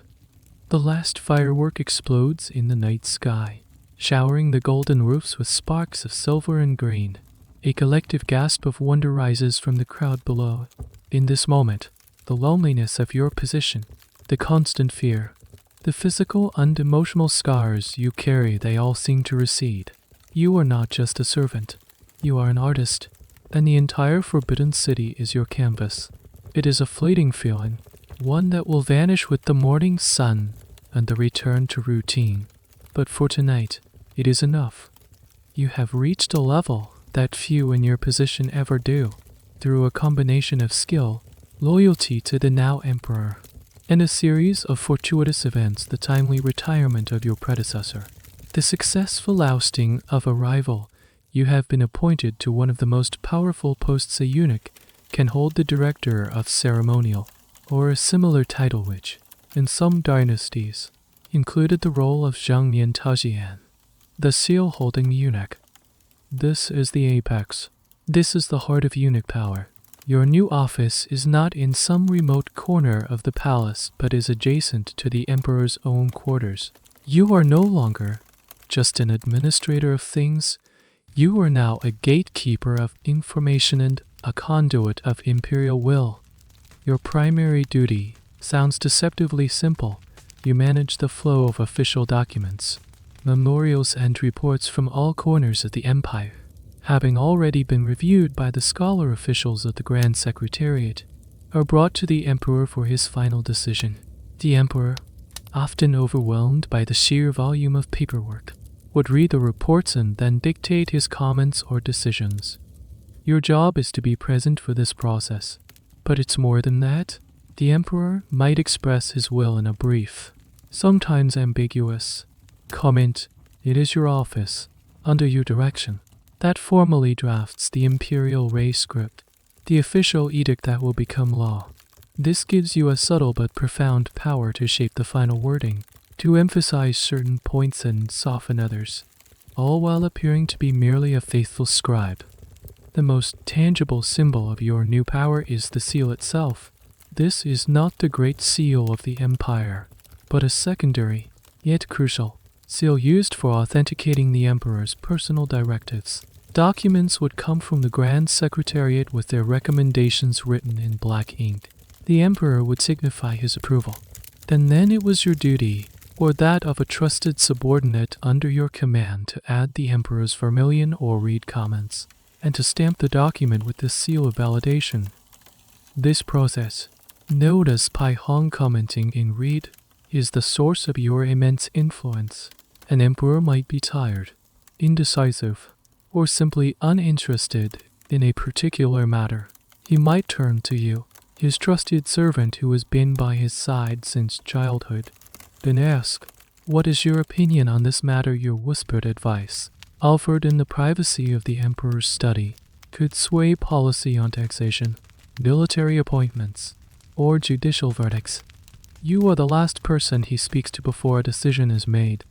The scholar officials in the outer court are terrified and enraged by this. From their perspective, a semi-literate servant, as they still see you as being consulted on matters of state, they have no way of knowing what you say to the emperor in private. All they see is the final edict, stamped with your vermilion seal, which sometimes goes directly against their carefully considered advice. This is the heart of their accusation, that you are usurping the emperor's power. This is a central, and still debated, point among historians. When a powerful eunuch influenced the emperor, was he truly substituting his own will for the emperor's, or was he simply a more effective reader of the emperor's true, unspoken desires? Perhaps the emperor agreed with your advice because you knew his mind better than the distant ministers. Perhaps he used you as a convenient tool to override his officials without having to confront them directly. He could always blame you, the evil eunuch. Later, if the policy failed, the line between being an influencer and being a scapegoat is razor thin. A curious, little-known detail of this process was the surrogate calligrapher. Some emperors were not skilled in calligraphy, or simply couldn't be bothered with the endless paperwork. They would authorize a trusted, high-ranking eunuch who was a master calligrapher to mimic their handwriting. This eunuch would then write the emperor's comments directly onto the documents. In such cases, the eunuch was, for all practical purposes, speaking with the emperor's written voice. This was a closely guarded secret, as its revelation would have caused a massive political scandal. You now hold the careers of thousands of officials in your hands, A magistrate seeking promotion knows that a favorable report from you is more valuable than a dozen letters of recommendation. A general on the frontier knows that his requests for supplies will be approved more quickly if he has a friend in your office. Gifts flow to your household, no longer just silver ingots, but priceless antiques, rare paintings, and deeds to vast estates. You are becoming one of the wealthiest men in the empire. But the pressure is immense. You work grueling hours, often sleeping for only a few hours a night on a cot in your office, needing to be available to the emperor at a moment's notice. You are surrounded by supplicates and flatterers, but you have no true friends. Every person who seeks your favor is a potential enemy. Your own adopted son, now a mid-level official in your department, watches you with a mixture of awe and naked ambition. You know he is learning from you, and you wonder if you are teaching him too well. You have reached the summit. You are the emperor's shadow, his pen, his gatekeeper. The boy who was sold to a broker for a few bags of rice now helps to steer the ship of state. You hold the seal, and with it, you hold the destiny of millions. It is a terrifying, lonely, and absolute form of power. The locked chest in your private quarters has long been replaced by a dedicated storeroom, a treasury filled with the fruits of your long career. Stacks of silver and gold ingots are piled against one wall. Scrolls of priceless paintings and calligraphy are carefully racked. Bolts of the finest silk, chests of rare teas, and exquisitely carved pieces of jade and ivory fill the shelves. You are, by any measure, fantastically wealthy. Your influence allows you to accumulate this fortune through 100 different avenues. There are the gifts from officials seeking your favor, the commissions from state-sponsored construction projects you approve, and the profits from the imperial monopolies you may oversee. You have also become a significant landowner, with your agents purchasing vast, fertile estates across the countryside in the names of your distant, newly discovered relatives or your adopted eunuch sons. You are no longer just a palace servant, you are a tycoon, a magnate, a one-man corporation. You can afford any material comfort. You eat from porcelain so fine it is almost translucent. You wear robes so light they feel like a morning mist. You have a retinue of junior eunuchs who attend to your every need, from warming your bed at night, fanning you on a hot afternoon. You have built a magnificent mansion for your retirement, just outside the palace walls, with serene gardens, a private theater, and a library of rare books you can read, but which signify your status. But as you sit in your opulent chambers late at night, the silence is deafening. You run a hand over a smooth, cold jade sculpture. It is beautiful. It is priceless, but it offers no comfort. You look at the piles of gold, and you realize a profound and terrible truth. It is all meaningless. The wealth is a way of keeping score, a tangible measure of your success in the brutal game of the court, but it cannot buy you what you truly lack. It cannot buy you a wife's smile or the laughter of a biological child.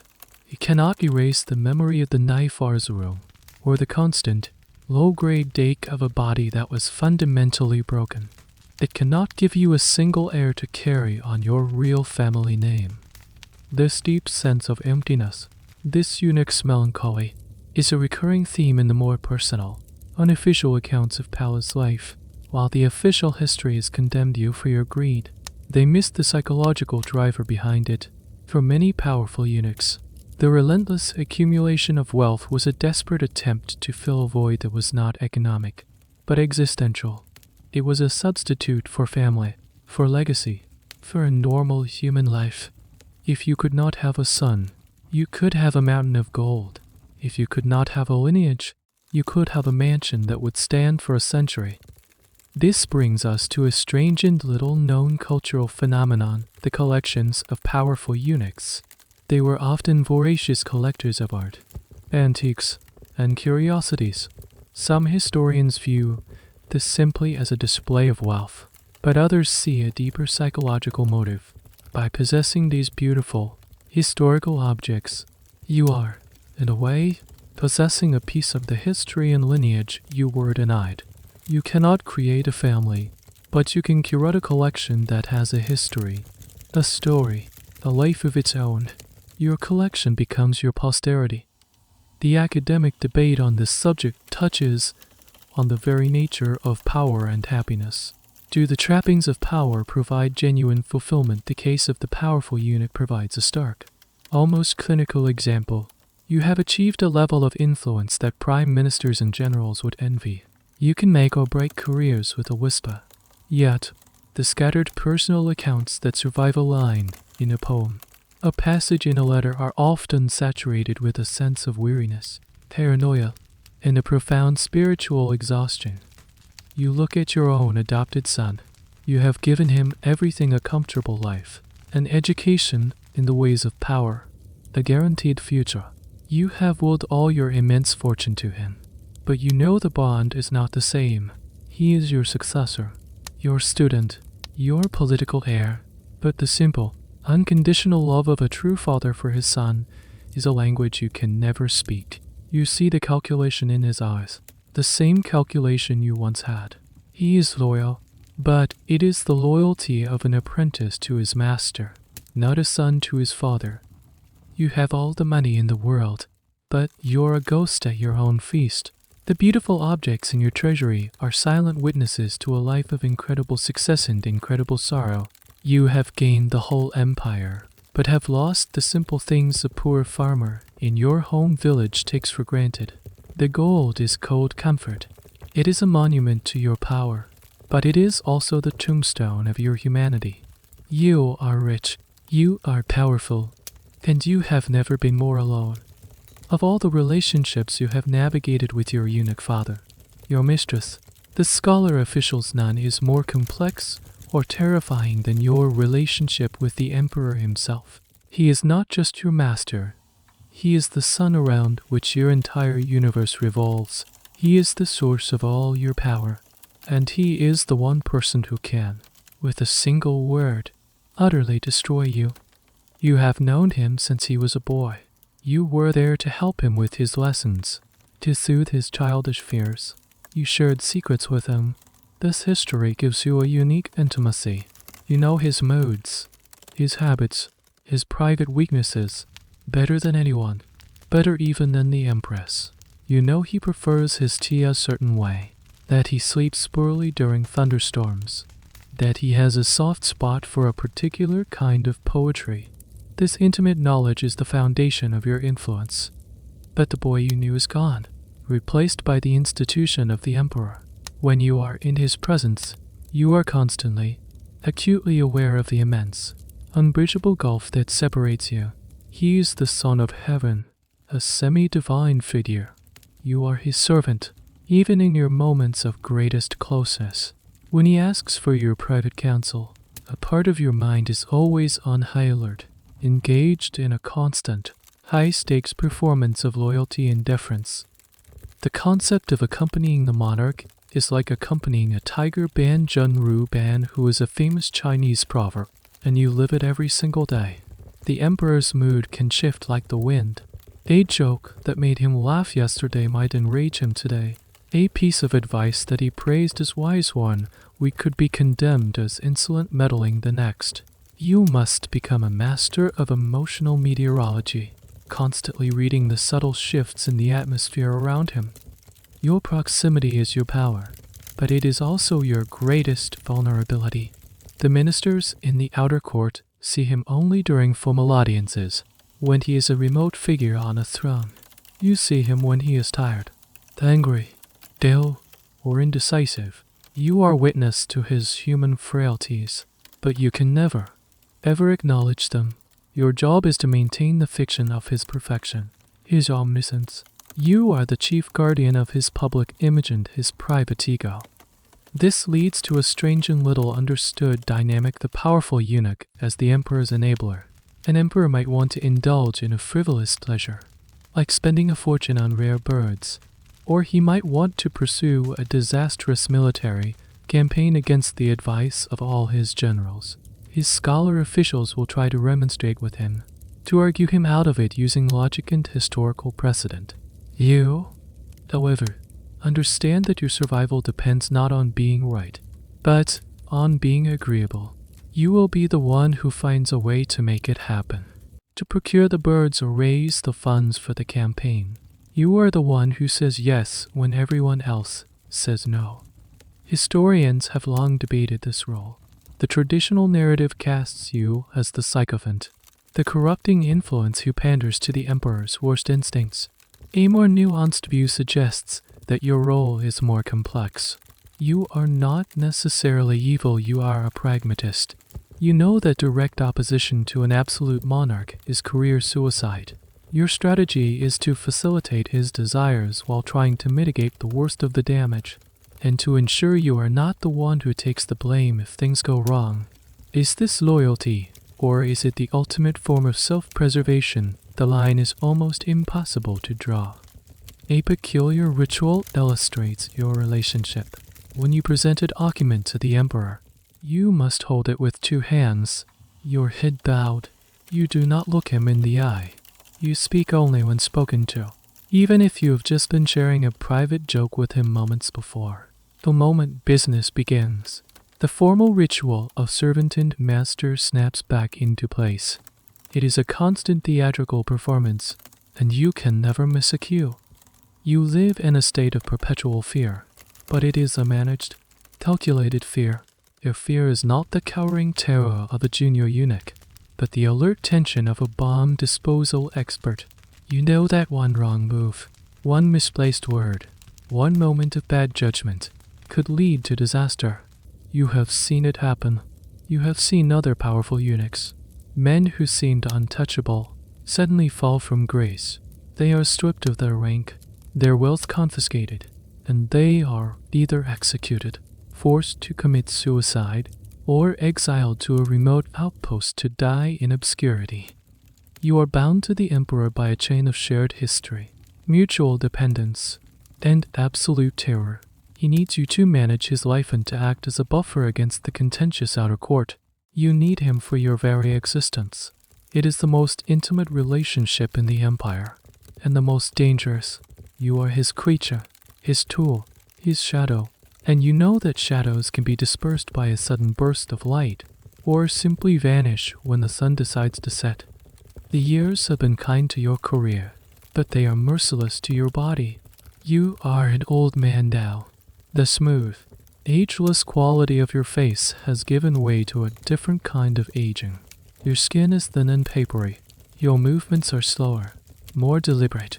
The ache in your bones, a distant murmur in middle age, is now a constant, grinding companion, especially on cold, damp mornings.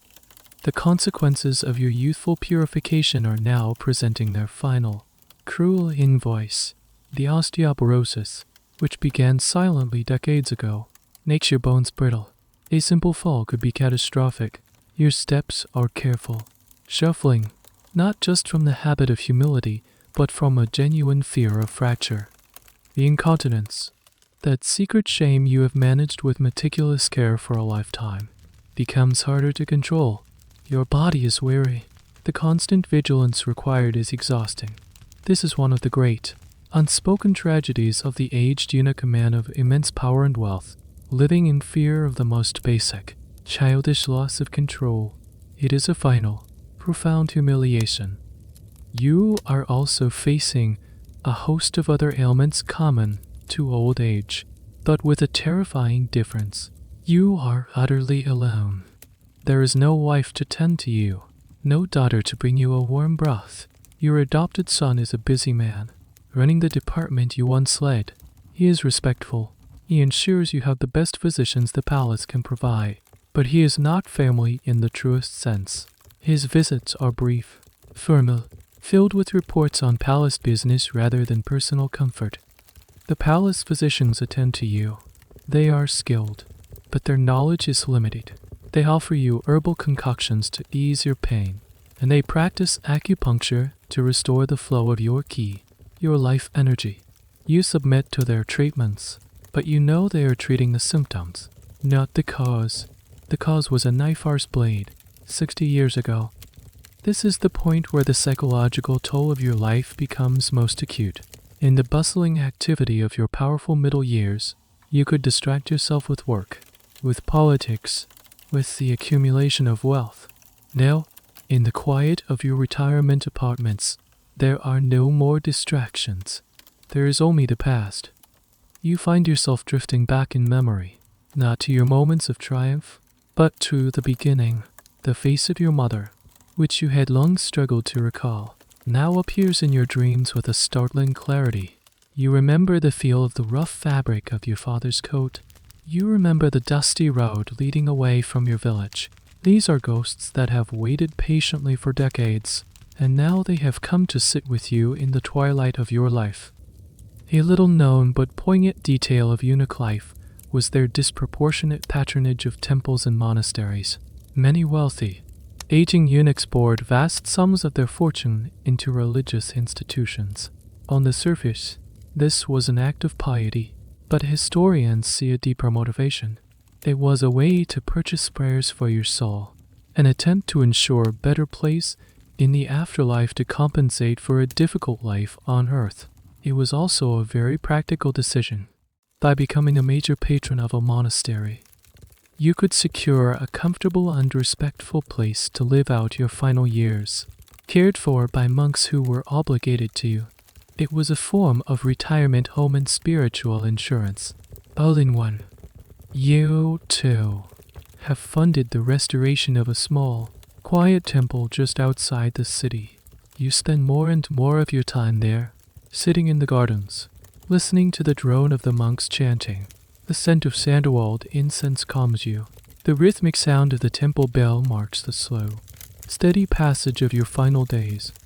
The academic world still has much to learn about the specific health profiles and life expectancies of eunuchs. Skeletons found in eunuch tombs are a precious source of information. Bioarchaeologists can study these remains to confirm things like bone density loss, osteoporosis, patterns of physical stress, and sometimes even the cause of death. These silent bones tell a story that the official histories, with their focus on politics and intrigue, completely ignored. They speak of the physical price of power. You look at your own hands, the skin spotted and wrinkled, the fingers gnarled with arthritis. These are the hands that stamped the emperor's decrees, that counted mountains of silver, that held the reins of power. Now they struggle to lift a simple cup of tea. Your power, your wealth, your influence, they are all fading, like an echo in a long corridor. The new emperor, the grandson of the man you served, barely knows who you are. The young eunuchs in the palace whisper about you as a relic of a bygone era. You have outlived your usefulness, the most unforgivable sin in the Forbidden City. All that is left is the slow, patient wait for the end, alone with your ghosts and your aching bones.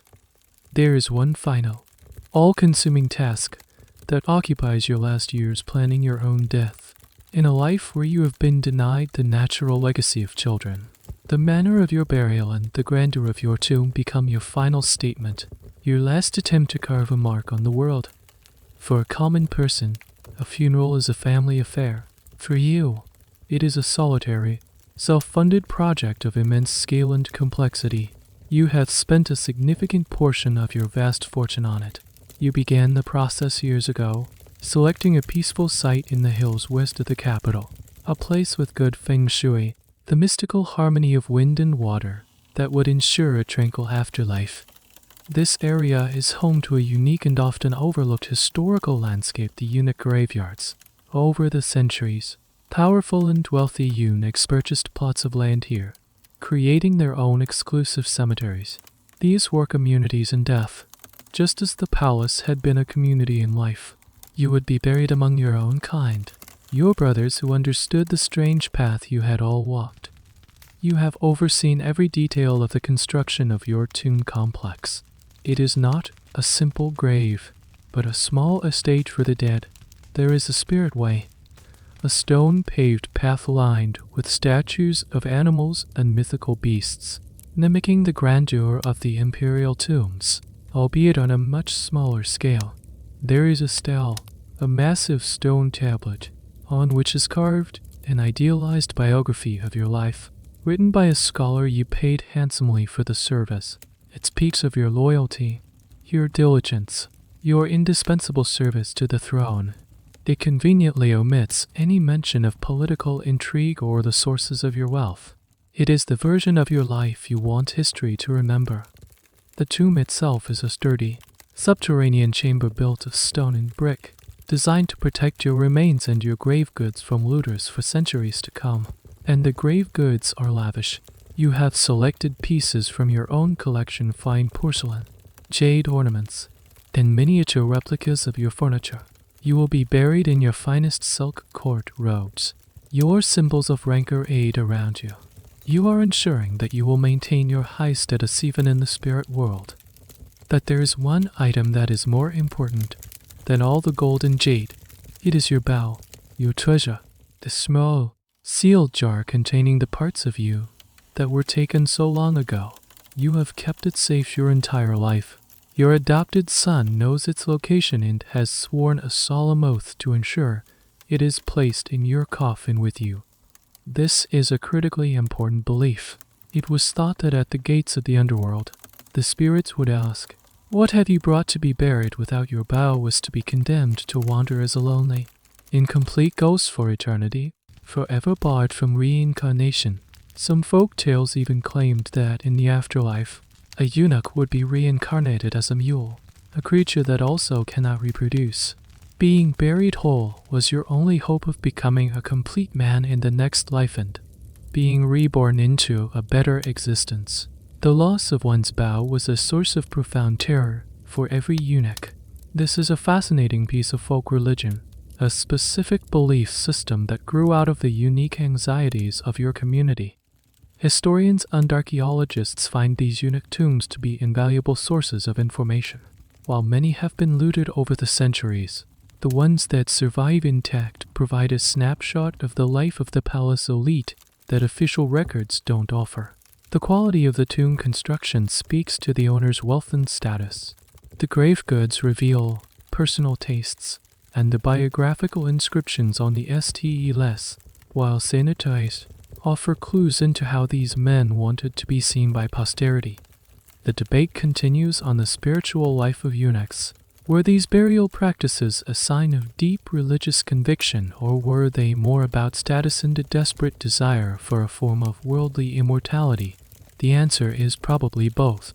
The fear of an incomplete afterlife was genuine, but so was the desire to have the grandest tomb in the cemetery, a final act of one-upmanship against your lifelong rivals. You have also made arrangements for the upkeep of your tomb. You have endowed a nearby temple with a large grant of land, and in return, the monks are contracted to perform rituals at your grave on the anniversaries of your birth and death, to burn incense, and to keep the site clean. You are paying for remembrance. You are hiring a memory. With all the preparations made, a strange sense of peace settles over you. You have controlled every aspect of your life in the palace, and now you have controlled the circumstances of your own death and memorization. You have left nothing to chance. You sit in your garden, listening to the wind in the bamboo, and you look towards the western hills where your final home awaits you. It is a cold and lonely legacy, built of stone and silver, but it is a legacy nonetheless. You are ready. You are old and frail, resting in your quiet apartments when the first tremors are felt. Not tremors in the earth, but in the foundations of the dynasty itself. The news filters into the palace. First is hushed rumors, then is undeniable facts. There are peasant rebellions in the provinces, fueled by famine and crushing taxes. The northern borders are being breached by barbarian horsemen. The imperial armies, poorly led and supplied, are suffering defeats. Inside the Forbidden City, a frantic, paranoid energy takes hold. The young emperor, the great-grandson of the man you served, is a weakened, indecisive ruler, surrounded by squabbling factions. The scholar officials blame the military failures on the corruption and incompetence of the eunuch clique. The eunuchs, in turn, blame the officials for their arrogance and poor planning. The court is paralyzed by infighting while the empire burns. For you, This is the ultimate terror. Your entire life, your identity, your wealth, your security, it is all inextricably tied to the dynasty. You are a creature of the palace. You cannot exist without it. The thought of the world you have known for 70 years collapsing is more frightening than death itself. You watch as the situation deteriorates. The treasury, which you know from your own experience has been drained by decades of extravagance and corruption, is empty. The government issues new taxes, which only drives more desperate peasants into the arms of the rebels. The carefully constructed artifice of imperial power, which seemed so absolute and eternal from the inside, now reveals itself to be terrifyingly fragile. You see the fear in the eyes of the other eunuchs. The younger, ambitious ones who once plotted for promotions now plot for survival. They try to hedge their bets, secretly sending messages and bribes to different factions, even to the rebel leaders, hoping to secure a place for themselves in whatever new order emerges. But you are too old for that. You are a symbol of the old regime. This is a recurring pattern in history. When a dynasty falls, the palace eunuchs are often among the first to be slaughtered. They are the most visible and hated symbols of the old emperor's excesses. They have no families to protect them, no provincial power bases to retreat to. They are trapped. The rebels, the conquering generals, or even a reforming new emperor will often make a public spectacle of purging the eunuchs to win popular support and signal a clean break with the past. A chilling and little-known detail from the fall of some dynasties is the eunuch hunt. When rebel armies stormed the capital, they would often go through the palace, killing any man they found who could not prove he was whole. The inability to grow a beard, the high-pitched voice, the very markers of your identity, became a death sentence. The academic debate here is on the role of powerful eunuchs in dynastic decline. Did their corruption and political meddling actively cause the collapse? This is the traditional Confucian view. Or were they more of a symptom of a deeper decay? A dynasty with a strong, competent temper and a healthy bureaucracy could keep eunuch power in check. It was only when the system itself began to fail, when emperors were weak and factions ran rampant, that eunuchs could accumulate the kind of power that destabilized the state. Are you the disease, or a fever spike indicating the presence of a fatal illness? Historians still argue over the diagnosis. The day comes when the sound of battle is no longer a distant rumor, but a thunderous roar at the city gates. Panic erupts in the Forbidden City. Courtiers run wildly through the halls, trying to gather their treasures and flee. Some commit suicide rather than face capture. The emperor, in a final act of desperation, also takes his own life. The dynasty is dead. You sit in your room, strangely calm. The fear has passed, replaced by a cold, quiet resignation. Your adopted son comes to you, his face pale with terror. He urges you to try and escape with him, to hide in the city. You shake your head. Where would you go? Your entire world has been contained within these vermilion walls. The great wooden gates of the palace are smashed open. The roar of the invading army, a raw, chaotic sound so different from the ordered rituals of the court, floods the sacred precincts. You can hear the splintering of wood, the shattering of porcelain, the screams. You look around your room at the beautiful objects you have collected over a lifetime. Your fine silk robes, your jade cups. They are just things, worthless. You think of your magnificent tomb waiting for you in the western hills. It is unlikely you will ever reach it. You will be lucky if your body is not simply thrown into a common pit with the others. The door to your chamber is kicked in. A group of rough-looking soldiers, their faces grimed with sweat and battle, stand in the doorway. They look at you, the old man in the fine robes, the smooth-faced eunuch. Their eyes are filled with a deep, historical hatred. You have lived a life of unimaginable privilege and power. You have won the game, and this is how it ends. You do not exist anymore. Your physical self was disposed of in the chaos of the fallen capital. Your body likely tossed into a mass grave, indistinguishable from the hundreds of other eunuchs who met the same fate. Your carefully constructed tomb in the western hills, if it was even finished, will likely be looted and desecrated by soldiers or bandits. Its treasures scattered, its stone inscription defaced. Your story is over. But a new version of you is about to be born. A flatter, simpler, more monstrous version. This new you will be created by the victors, the founders of the new dynasty. You will be born from the ink brushes of the court historians. The new dynasty needs to legitimize its rule. It cannot simply say it conquered the throne through brute force. It needs a moral justification. It needs to prove that the previous dynasty had lost the mandate of heaven, the divine right to rule. And to do this, it needs villains. It needs to paint the old regime as corrupt, decadent, and rotten to the core. And you are the perfect villain. The official histories of the fallen dynasty are now commissioned. The work is given to scholar officials, men from the same class that despised you throughout your life. They dip their brushes in black ink and righteous indignation, and they begin to write your story, or rather, their version of it. In their telling, you are not a complex individual who was born into poverty and made a terrible sacrifice to survive. You are a creature of pure ambition and greed. Your rise to power is not a story of diligence and political acumen, but one of sycophancy and manipulation. Your close relationship with the old emperor is not depicted as loyalty, but as a sinister bewitchment, where you pandered to his every whim and isolated him from his wise advisors. Your wealth is not the result of a systemic practice of squeezing commissions, but proof of your insatiable, monstrous greed.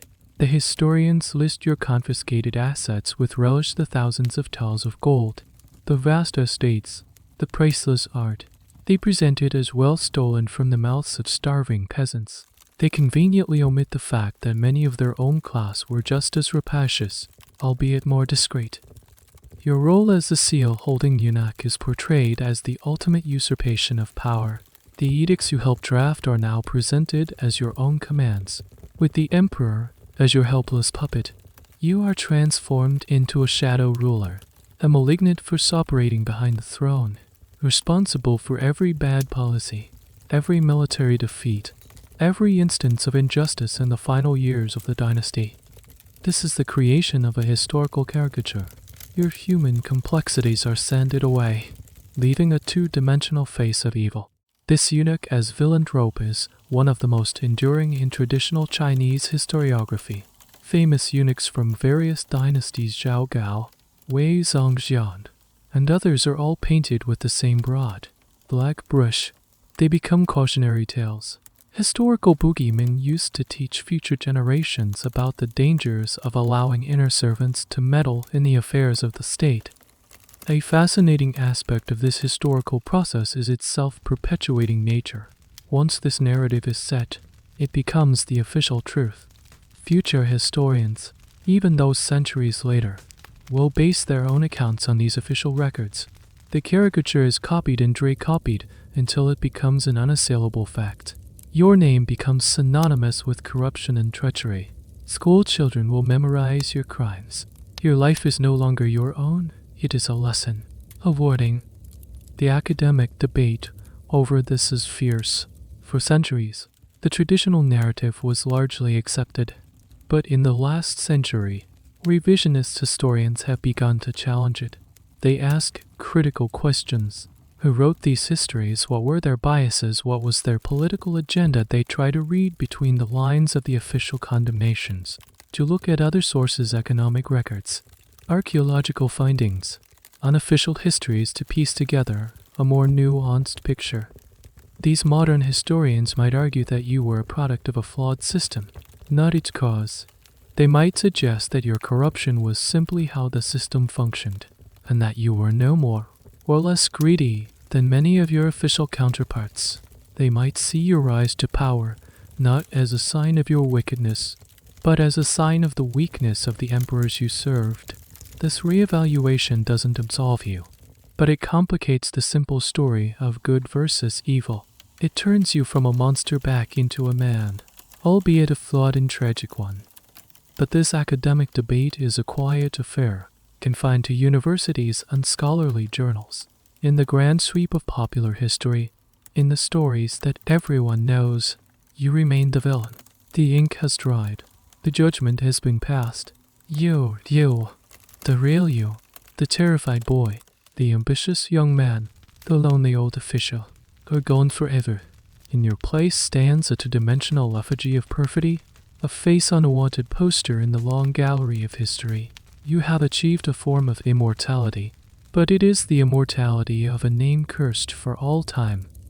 Centuries pass.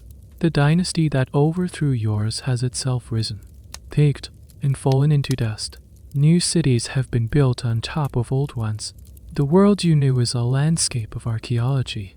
The Forbidden City still stands, but it is no longer a center of power. It is a museum, a tourist attraction.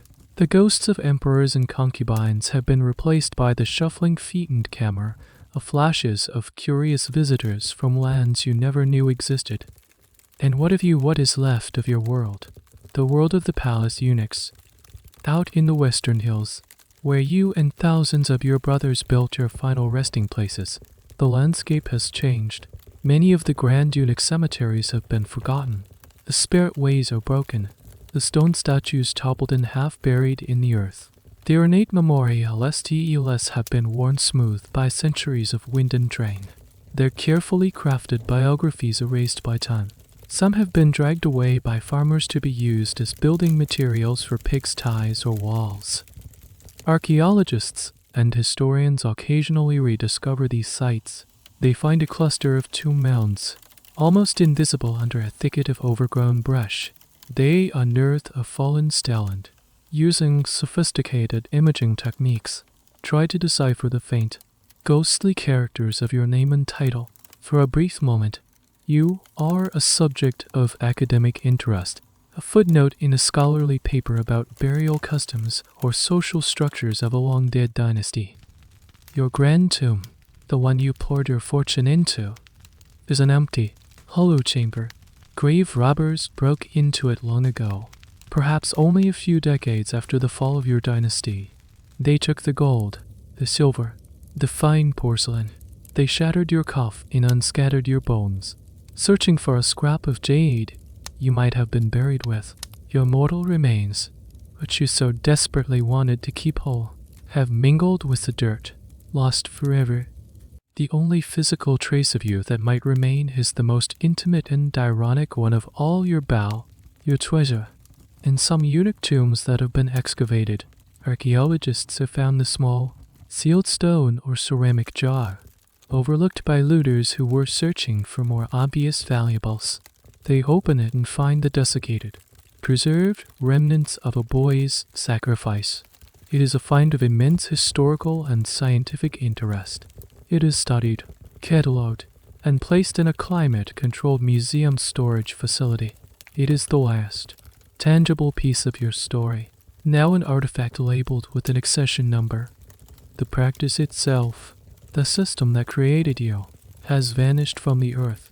The last imperial dynasty fell, and with it, the thousands of years old institution of the palace eunuch was officially abolished.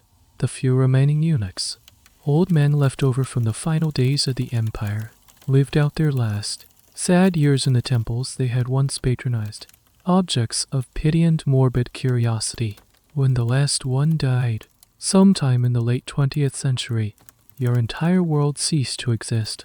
You are now rudely extinct. A small, dedicated museum might exist in the capital, perhaps in a restored temple that was once funded by eunuch patrons. In it, visitors can see the tools of the knife are, the contract signed by desperate parents, the fine silk robes of a high-ranking director, and perhaps the photo of an excavated bow. Your life, your entire society, has been condensed into a few glass display cases. Historians still debate the legacy of the eunuch system. Was it a brutally effective, if cruel, solution to the problem of guarding the imperial harem? Was it a source of political instability that weakened numerous dynasties from within, or was it, above all, a profound and multi-generational human tragedy?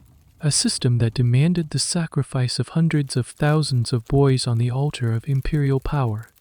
The consensus generally lands on the latter.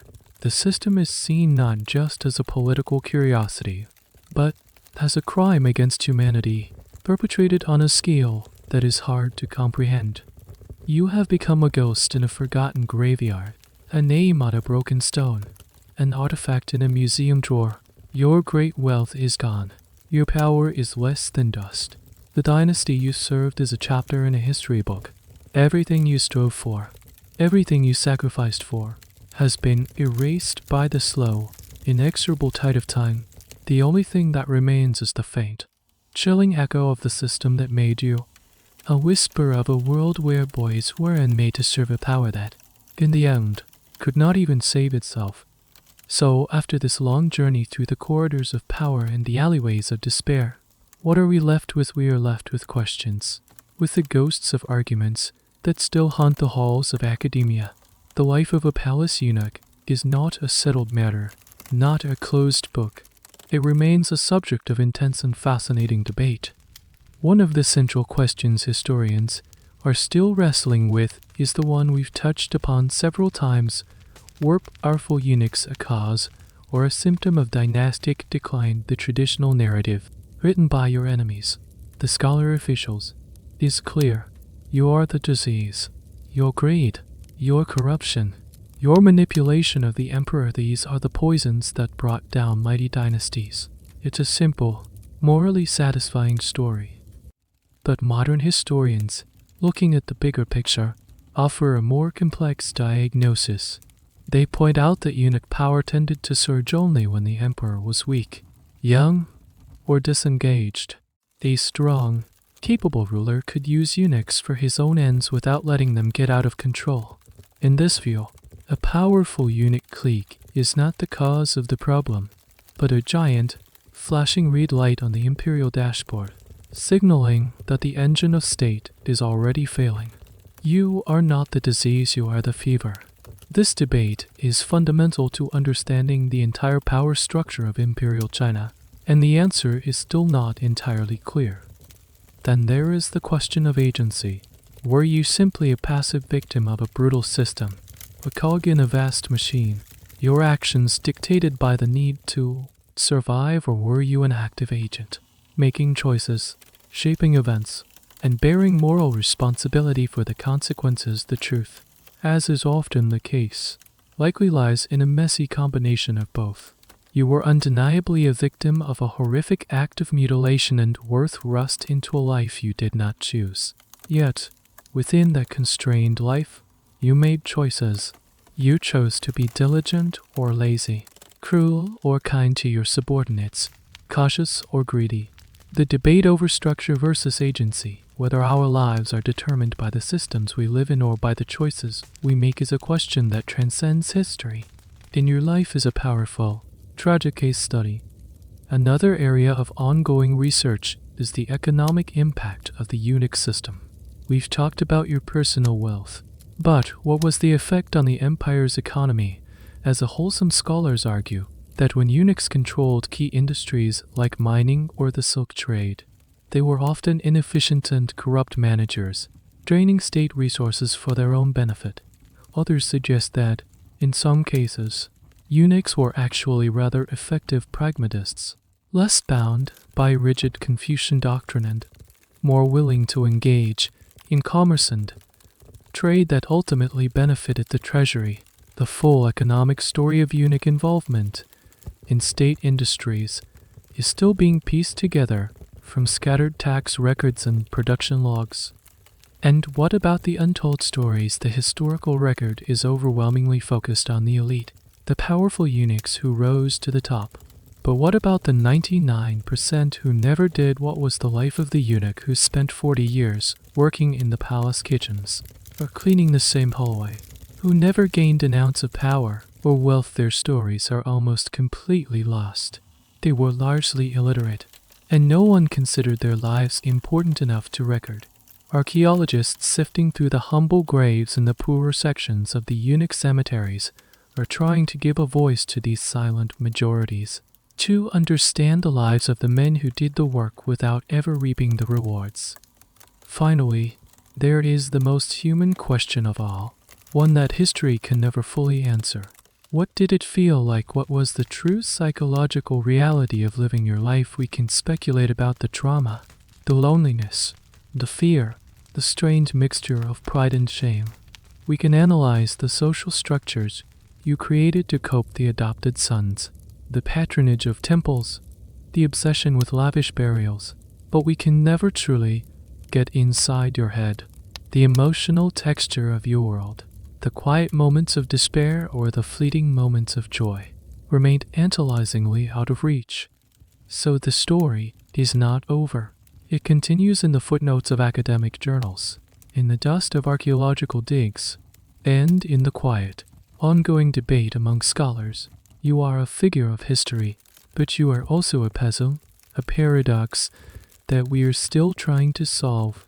And perhaps the most important thing is to keep asking the questions, to resist the simple, monstrous caricature, and to try, across the vast gulf of centuries, to understand the human being behind the myth. And so, it all comes back to a dream. Look down now, from a great and quiet height, see the whole arc of it, laid out like a painted scroll on an impossibly long table. It is your life, but it no longer feels like yours. It is just a story. You see a boy, small and thin, his face smudged with dirt, his belly aching with a hunger he thinks will never end. You see his parents' stooped shoulders as they make a choice that is no choice at all. You feel the cold terror of the knife RS room, a moment of white-hot fire that splits your life into a before and a forever after. The scroll unrolls further. You see the sweeping of vast, empty courtyards in the pre-dawn chill. You see the art of becoming invisible, of learning to read a master's mood in the flicker of an eye. You see the quiet triumph of the hairpin incident, the first time you tasted not just power, but wisdom. There are the years of service, the slow climb up the slippery ladder, the faces of the concubines, beautiful and sad, like flowers pressed in a book, the face of the young prince, full of trust, a bond forged in the quiet of the schoolroom, and then the face of the emperor, a face you knew better than any other, yet could never truly know. The scroll shows the opulence, the fine silk of your robes, the heavy seal in your hand, the storeroom piled high with silver that could not buy you peace. You see the fear in the eyes of the officials who hated you, and the fear in your own heart as you walk the tightrope of the tiger's back. It all unrolls, a lifetime of whispers, of rituals, of calculated kindness and necessary cruelty. A life lived at the absolute center of the world, but always in the shadows. A life of immense consequence, yet of profound and fundamental lack. Because the most important part of the story is what isn't on the scroll. There is no wife. There is no child. There is no one to carry on your name. Your blood. Your life is a story with no sequel. A river that flows into the sand. You are a broken link in the great chain of ancestors and descendants. You are a parenthesis in history. This is the ultimate truth of your existence. You were a tool, a function, a solution to an emperor's problem of security. You were a human sacrifice, offered up not to a god, but to a system. Let's ground this dream in a final, stark reality. The very last known palace eunuch of China, a man named Sun Yao-ting, died in 1996. He had lived through the fall of the empire, the wars, the revolutions, the entire chaotic 20th century. He had served the last empress. In his old age, he was a living relic, a tourist attraction in a temple. He was once asked by a journalist what he wished for.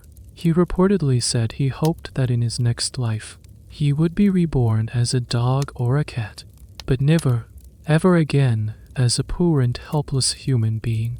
His was the last voice of your brotherhood, a final, weary sigh that echoed across millennia of silent suffering. The final, lingering debate for historians is a cold one: was the system, in the end, worth it not for you? The individual, the cost to you was absolute. But for the state, did this brutal institution provide a stability to the inner court that justified its existence, or was it, as the story of so many fallen dynasties suggests, a fundamentally failed institution, a source of weakness and corruption that ultimately did more harm than good? The consensus now firmly believes the latter.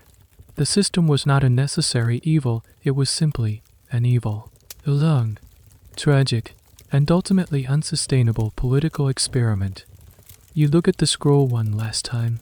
From the hungry boy to the powerful official to the dust of a forgotten grave, it was a life. It was your life. They longed. Strange dream with no one to wake up and tell it to. The dream is over, and there is only silence. And so, our journey through that long, shadowed life comes to an end. The vermilion walls of the Forbidden City begin to soften, their sharp edges blurring into the twilight. The echoes of court music, the rustle of silk robes, the sharp commands and whispered secrets, let them all dissolve into the gentle hum of the night. The gold and jade lose their luster, turning into the soft, muted colors of a dream that is ready to fade. The figures of history, with all their ambitions and their sorrows, can finally rest. The emperor sleeps, the officials sleep, the boy who left his village is at peace. Let the weight of their story settle, not as a burden, but as a heavy, comforting blanket.